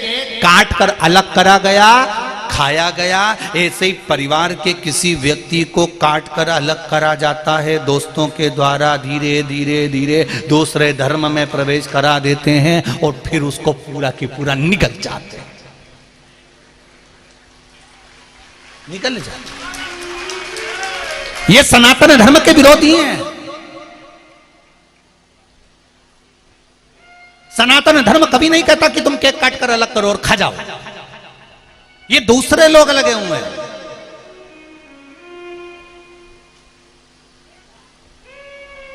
आज छत्तीसगढ़ में सबसे ज्यादा धर्म परावर्तन का जो कार्य चल रहा है वो छत्तीसगढ़ में चल रहा है।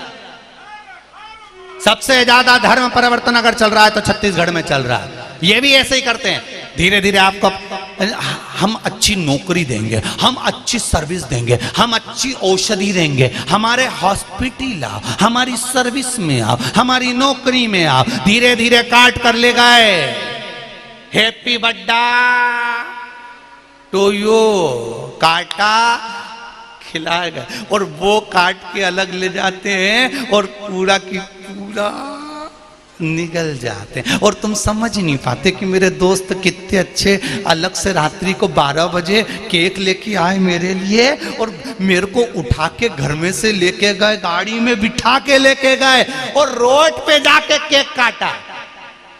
अब सोचो ये लावारिस था क्या कि इसके घर में इसके माँ बाप नहीं थे? अगर केक काटना ही था तो घर में काटते, केक काटकर उसके माँ बाप के गले में जाए माला पहनाते, सुंदर माला उसके माँ बाप के गले में पहनाते कि कितना अच्छा दोस्त दिया है मम्मी आपने, पापा आपने, क्या दोस्त दिया है हमको, पहली माला हम आपको पहनाते हैं, केक काटकर हम आपको खिलाते हैं क्योंकि ये तुम्हारे गर्भ से पैदा हुआ है। पर दोस्त भी गजब के पैदा करे, इसको घर पे से फोन करके बुलाते हैं, चुपचाप से जाना, मम्मी चिल्लाएगी, धीरे से हम बाहर खड़े हैं, गाड़ी पे बिठाएंगे, रोड पे ले जाएंगे, रोड पे केक कटवाएंगे। ऐसा लगता है रोड पर जब केक काटते हैं तो ऐसा लगता है कि इसका कोई नहीं रहे संसार में, बेचारा लावारिस पैदा हुआ बापड़ा, इनका कोई नहीं है बेचारों का।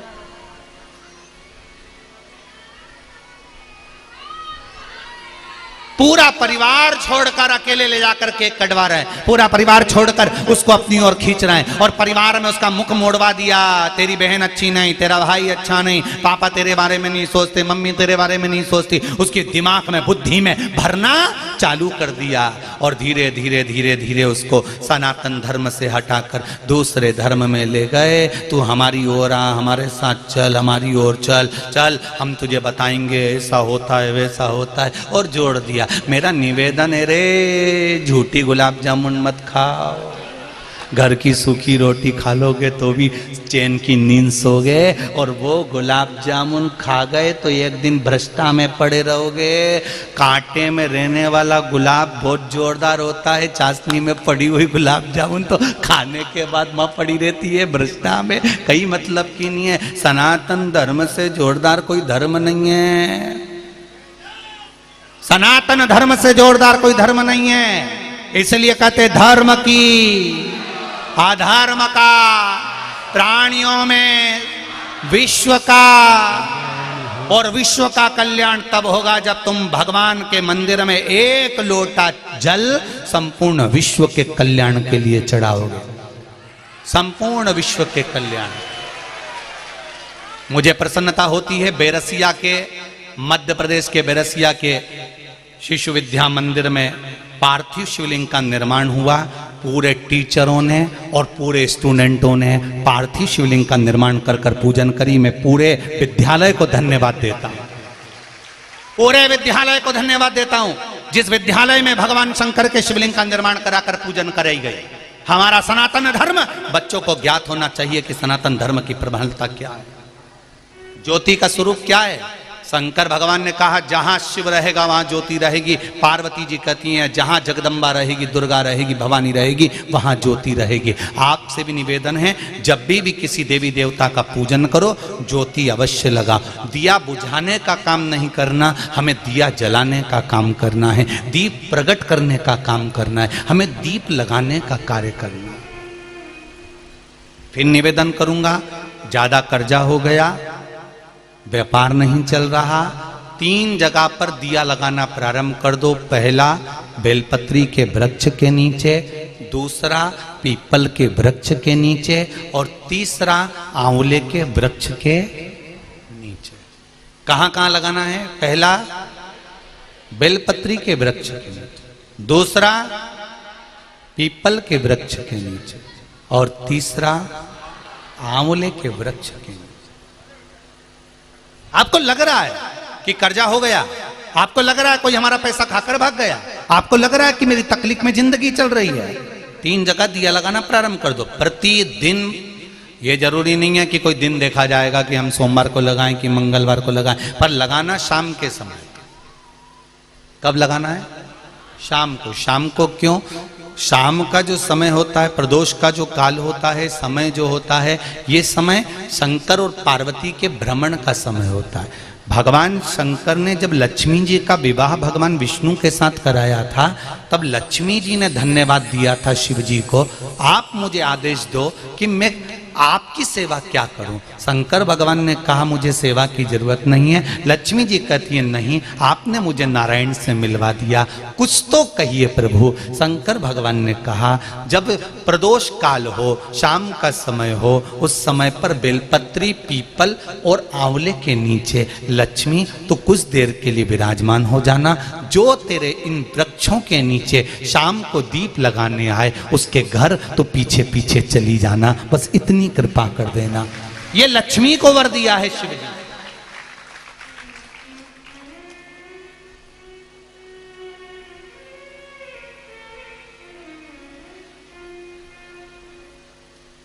हम इन 3 वृक्ष के सामने जब दीप लगाते हैं, दीप प्रकट करते हैं, उसका प्रकाश हमारे घर में जरूर होता है, उसका प्रकाश हमारे यहां जरूर होगा। ज्योति बड़ी हो गई, 4 साल की ज्योति अब बड़ी हो जाती है, अवस्था आ जाती है। एक दिन ज्योति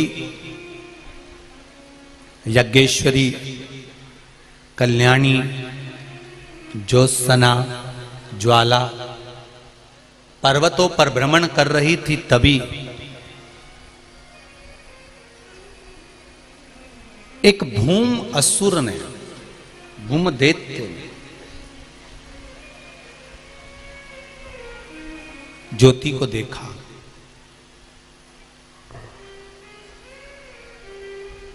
और ज्योति को देखकर वो उसकी ओर आसक्त हुआ।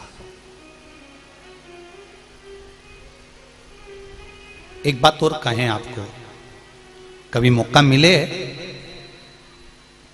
मिले तो आपकी जिंदगी में आपको अगर अच्छा लगे तो आप जीवन में उतार सकते हो। जहां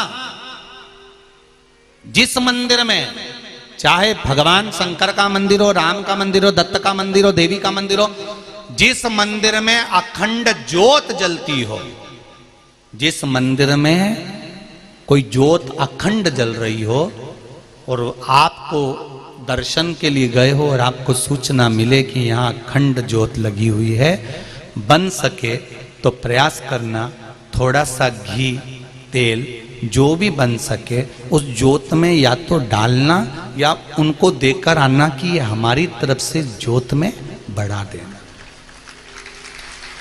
उस ज्योत में बढ़ा देना। भारत के कई मंदिर ऐसे हैं जहां पर अखंड ज्योतें जलती हैं। मेरे ख्याल से छत्तीसगढ़ में भी बहुत मंदिर हैं ऐसे जहां पर अखंड ज्योत चाहे शिव मंदिर हो, देवी मंदिर हो, राम मंदिर हो, दत्त मंदिर हो, कृष्ण मंदिर हो, हनुमान मंदिर हो, ऐसे कई मंदिर, राजस्थान में भी कई मंदिर है, गुजरात में भी कई मंदिर हैं जहां ज्योति जलती रहती है, हिमाचल के कई मंदिर हैं, यहां तक बद्रीनारायण जी के मंदिर में अखंड ज्योत का वर्णन है।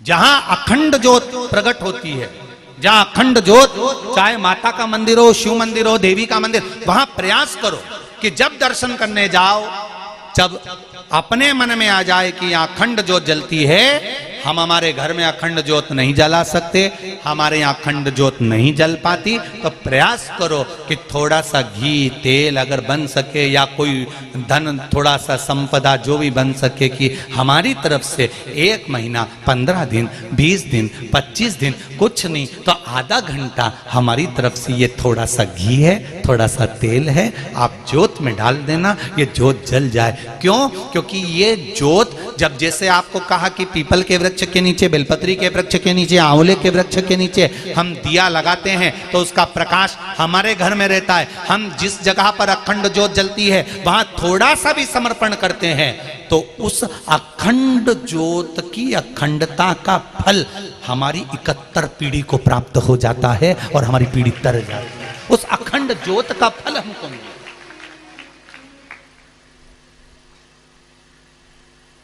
कई लोग घबराते हैं, अरे उस मंदिर में जाएंगे और वहां अखंड ज्योत जल रही है और पंडित जी ने कह दिया तो कि हमको घी दे दो। तीर्थ में जाओ तो वहां पंडा लोग आपको पकड़ते हैं और आप घबराते हैं। पंडित जी मिलेंगे, वो कहेंगे कि हम तो तुम्हारे पंडा हैं और हम तुम्हारे पंडा हैं, तुम्हारा नाम हमारे पास लिखा है। तीर्थ पुरोहित से, कौन से पुरोहित? जम के बोलो जरा। तीर्थ पुरोहित, तीर्थ के पंडा से, तीर्थ के ब्राह्मण से, तीर्थ के पुरोहित से, तीर्थ के पंडितों से, तीर्थ के पंडाओं से कभी मत घबराओ। जब हमारे पूर्वज तीर्थ करने जाते थे, इनके पास जाते थे, आज तो तुम तीर्थ करने जाते हो तो होटल का रूम मिल जाता है, खाने के लिए मिल जाता है। पुराने समय के हमारे दादा परदादा जब तीर्थ जाते थे, ना रुकने की जगह मिलती थी, ना भोजन की जगह मिलती थी। तब ये हमारे तीर्थ के पंडा, तीर्थ पुरोहित, तीर्थ के ब्राह्मण अपना घर में से बाहर निकल जाते थे, अपने घर में अपने माता पिता को, पूर्वजों को रुकाते थे कि तुम रुको, अंदर चूल्हा है, आटा रखा है, बनाओ खाओ। घर के लोग, ब्राह्मण, पंडित, तीर्थ के पुरोहित घर के बाहर निकलकर मंदिर में जाकर सो जाते थे अपनी पत्नी और बच्चों को लेकर, और अपने आए हुए जजमानों को घर के अंदर कर देते थे कि तुम खुश रह लो, तुम सुखी से रह लो, तुम 4 दिन के लिए आए हो, 8 दिन के लिए आए हो। जब हमारे घर के पूर्वज जाते थे तो पंडाओं के पास अपना नाम लिखा कर जाते थे, पंडित जी मेरा टिकट का पैसा नहीं है। तीर्थ पुरोहित अपनी पत्नी की चूड़ी बेचकर किराया दे देता था, तुम चले जाओ, जब हम आएंगे ना तुमसे वहीं पर ले लेंगे, घबराना नहीं। इन तीर्थ पुरोहितों से, इन तीर्थ के पंडाओं से, इन तीर्थ के ब्राह्मणों से डरना नहीं, बल्कि शान सत्ता से कहकर आना ये हमारे तीर्थ का पंडा है। पंडा जी देखो हमारे दादाजी का नाम मिलेगा। पंडा जी पोथी खोलेंगे, कितना पोथी को मेंटेन करते हैं। आज के जमाने में लैपटॉप मेंटेन नहीं होता, पंडा जी पोथी को मेंटेन करते हैं। तुम्हारे दादाजी आए थे, इतनी तारीख को आए थे, उनके साथ में 4 मित्र आए थे, 5 लोग थे, एक लेडीज थी, तो जेंट्स थे। तुम्हारे बाद में तुम्हारा भाई भी आया था, फिर उनके पुत्र भी आए थे। पूरा खाता पंडा जी ने खोल कर तुम्हारे सामने रख दिया। हमने हमारे परदादा को नहीं देखा, पर उनका नाम जब अपने खाते में देखो ना तो आंख में से आंसू झड़कर खुशी होती है कि मेरे पूर्वज इस तीर्थ को करने के लिए आए थे, इस तीर्थ में आए थे। यहाँ लिख कर गए हैं, मेरे दादा परदादा आए थे, उनका नाम आज तक उस तीर्थ की डायरी में, उस तीर्थ की किताब में लिखा हुआ है। तुम्हें गौरव महसूस होना चाहिए, तुम्हें आनंद महसूस होना चाहिए कि जिस समय पर ना होटल थी, ना धर्मशाला थी, कुछ भी नहीं था, तब पंडा अपना घर दे देता था, भोजनशाला का भोजन दे देता था, उनको पेट भर के भोजन कराता था। टिकट नहीं होता था तो टिकट बनवा कर देता था। अपने घर की पत्नी की चूड़ी अंगूठी बेचकर टिकट का पैसा दे देता था। ऐसे पंडाओं को तो जाते से धन्यवाद देना चाहिए कि आपका धन्यवाद है जो आपने सनातन धर्म को जोड़ कर रखा है। आज भी सनातन धर्म को तीर्थ में तीर्थ पुरोहित जोड़ कर रखे हैं, तीर्थ के ब्राह्मण जोड़ कर रखे हैं, तीर्थ के पंडित जोड़ कर रखे हैं। हमें डरना नहीं है कि ये पैसा मांग लेंगे, ये धन मांग लेंगे, यहाँ अखंड जोत जलती है तो इनको पैसा देना पड़ेगा। नहीं नहीं नहीं नहीं, अपना मन करे जाओ, दिल से जाओ और देख कर आओ। या अपना चित्त, अपनी वृत्ति, अपना आनंद है।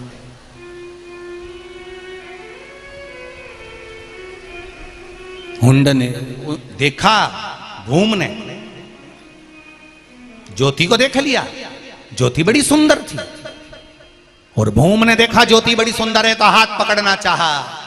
जैसे ही हाथ पकड़ना चाहा, पकड़ते से ही उस भूम का हाथ जल गया।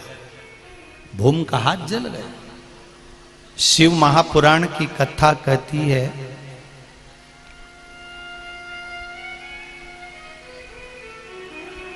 जो शिव मंदिर में दीप लगाता है, देवी मंदिर में दीप लगाता है, या माता शिव और शक्ति के नाम का दीप बेलपत्री के वृक्ष के नीचे लगाता है, उसकी जिंदगी में उसके बच्चों को कभी उदर से जुड़ा हुआ रोग नहीं हो सकता। शिव और शक्ति, शंकर और पार्वती, एक प्रयास करना, जिनके पेट में तकलीफ रहती हो, उदर में तकलीफ रहती हो, पेट दुखता ही रहता हो, भोजन पचता नहीं हो, या बड़ी बड़ी बीमारी पेट से जुड़ी हो जाती है।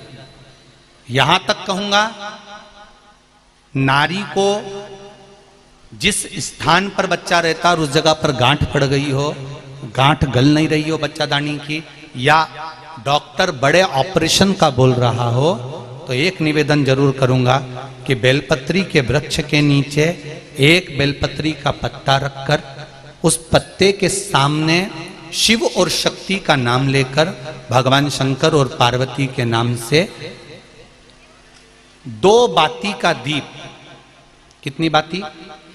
2 बाती का दीप शिवजी और माता पार्वती के नाम से लगा दे।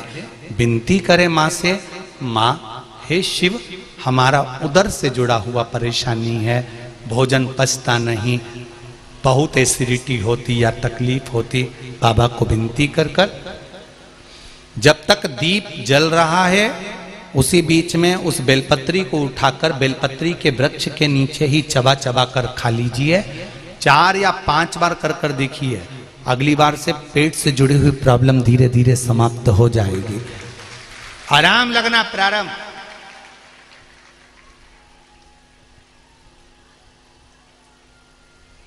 शिव का स्मरण करना,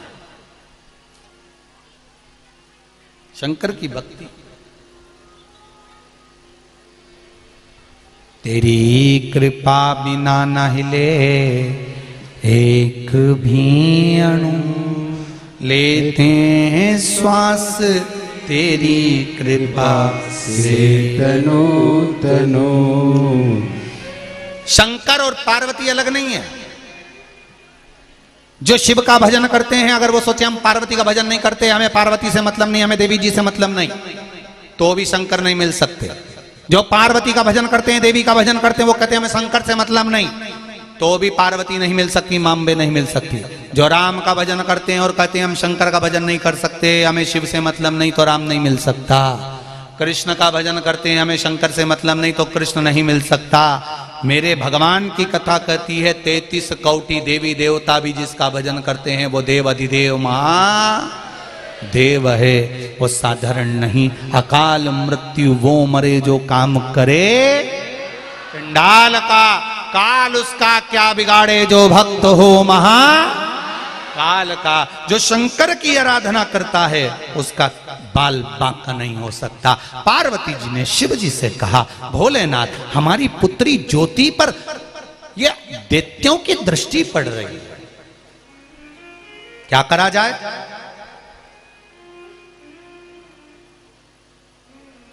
करें क्या? शंकर भगवान ने कहा बेटी का विवाह कर दो। बेटी का विवाह कभी आपने सोचा है? आपके घर में जो ज्योति लगाते हो, अखंड ज्योति लगाते हो, तुम्हारे घर में जो दीप लगाते हो, उस ज्योति का भी कभी विवाह हुआ है? उस ज्योति का कभी विवाह हुआ है? पर शिव महापुराण की कथा कहती है नातस्य के साथ में ज्योति का विवाह किया गया। किसके साथ में हुआ है? नातस्य के साथ। भगवान शंकर ने कहा इस ज्योति की शादी कर देना चाहिए, इसका पति आ जाएगा तो दैत्यों की दृष्टि पड़ेगी नहीं। बेटियां जब तक कुंवारी रहती हैं, उन बेटियों से निवेदन है, चाहे आप बहू हो चाहे बेटी हो, मेरा निवेदन केवल इतना सा है कि आप आज के समय के नाटक, सीरियल या फिल्म को देखकर अपने पहनावे को मत पहनो। मेरा निवेदन है आप।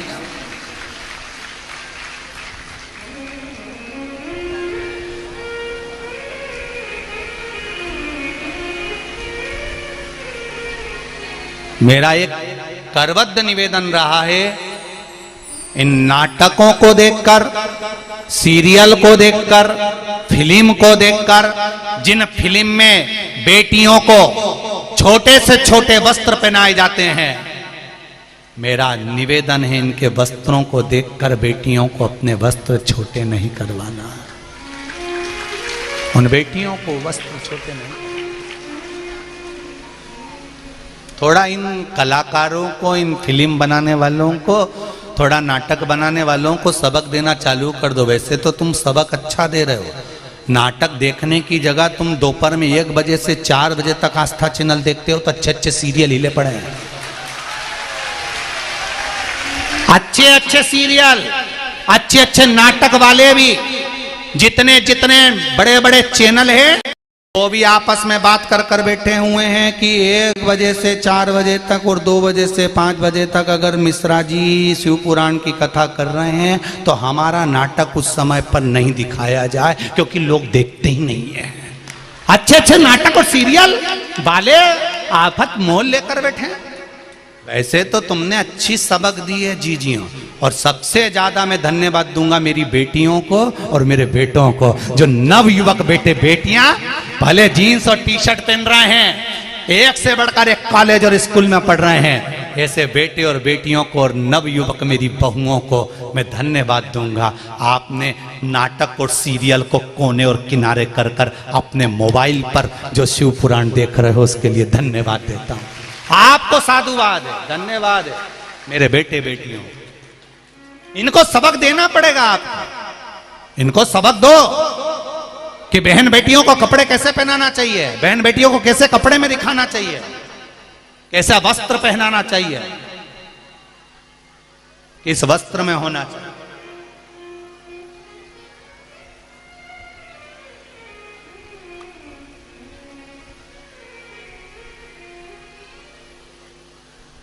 इधर चोट लग जाती है ना तो डॉक्टर उस पर पट्टी बांध देता। पट्टी इसलिए बांधता है क्योंकि मक्खी नहीं भिनके। पट्टी अगर नहीं बांधेगा तो मक्खी भिनकेगी, घाव पर बैठेगी। हमारे भी शास्त्र कहते हैं पट्टी बांध के रखो, ये मक्खियां नहीं भिनकेंगी। तन पर कपड़ा ढका होगा तो ये मक्खियों की हिम्मत नहीं कि भिनक जाए, इसलिए पूरे तन पर पट्टी को बांध कर रखिए तो मक्खी भिनक नहीं सकती, ये निश्चित है। घाव पे बैठने का मौका ही मत दो, और फिर भी अगर पट्टी बंदी और उसके बाद अगर मक्खी भिनकती दिख जाए तो खूब लड़ी मर्दानी तू तो फिर नहीं छोड़ना। जब पट्टी पर अगर मक्खी दिख जाए, पट्टी बंदी होने के बाद भी अगर मक्खी भिनकती दिख जाए तो व्यासपीठ से सीधी सीधी छूट है, खूब लड़ी मर्दानी झांसी वाली। फिर नहीं छोड़ना तुमको, फिर नहीं छोड़ना। अब हमें लोगों से नहीं कहना कि सरकार हमें बचाएगी, ने प्रशासन हमें बचाएगी, ने ये बचाएंगे। काय को बचाएगी? प्रशासन की जवाबदारी है कि तुम्हारे को बचाना। तुम में वो बल होना चाहिए, तुम में वो दम होना चाहिए कि किसी की दृष्टि तुम पे पड़ तो जाए। शंकर जी के मंदिर जा रहे हो, पूजन करने जा रहे हो, और तुम्हारे पास आकर कोई निंदा कर दे, बुराई कर दे, अपशब्द कह दे, तो मैं छोट मुंह पर जवाब देकर आना। तेरे से कुछ लिया, थारे काका जी का कुछ लिया, हमारा जल हमारा लोटा हम चढ़ाए, हमारी मर्जी, तू मत टोकना। आज के बाद समझ लेना, वरना यहां के रुपट्टे को कमर पर कभी भी ला सकती हूं। बोल कर चलना, सुनना नहीं है।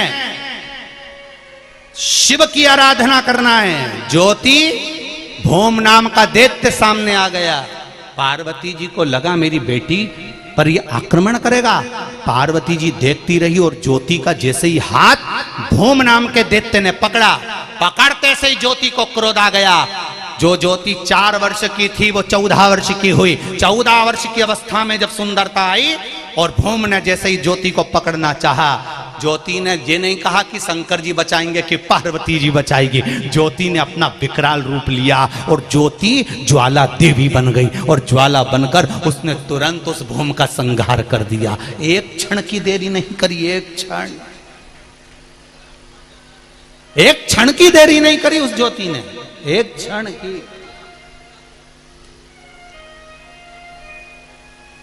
और तेरे भक्त जनों पर माता भीड़ पड़ी है भाई, अरे दानव दल पर टूट पड़ो मां करके सी सवारी। सो बलशाली आती है, आपको आती है? जरा बोलना जरा। सो सिंगों से तू बलशाली, अष्ट भुजाओं वाली। अरे तुम तो चुप हो जाओ, हे भेरुआ तुम चुप रहो, इनको गाना। सो सिंगों से तू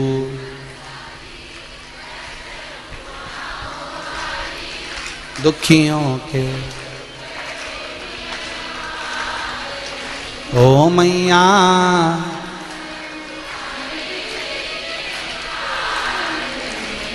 अम्बे जय दुर्गे तेरे ही, ओ मैया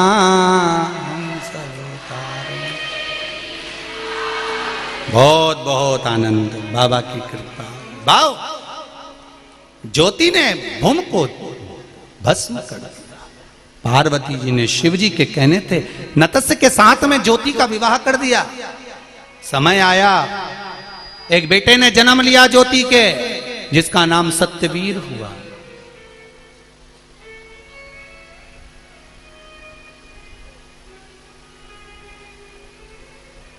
सत्यवीर ने जन्म लिया। एक दिन माता ज्योति के पास में सत्यवीर बैठे हुए थे।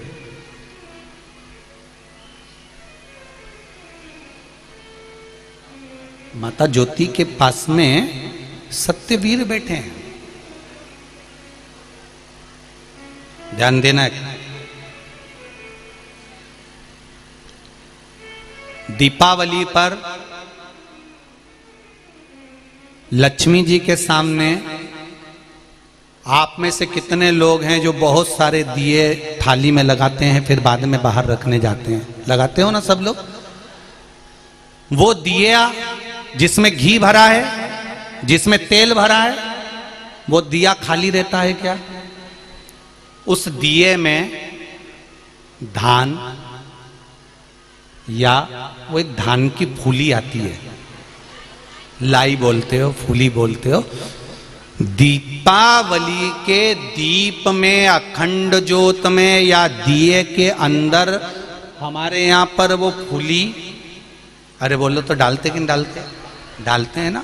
तो कभी आपने पूछा अपनी सासू जी से कि ये बाकी के समय पर हम जब जोत लगाते हैं, बाकी के समय पर हम पूजन करते हैं तो फूली नहीं डालते, बाकी के समय पर हम दिया लगाते हैं तो उस समय पर ये फूली नहीं डालते, पर लक्ष्मी जी की पूजन करते हैं, दीपावली का पूजन करते हैं, दीप पूजन करते हैं, दिवाली का समय होता है तो ये फूली, ये लाई क्यों डाली जाती है? कभी आपने पूछा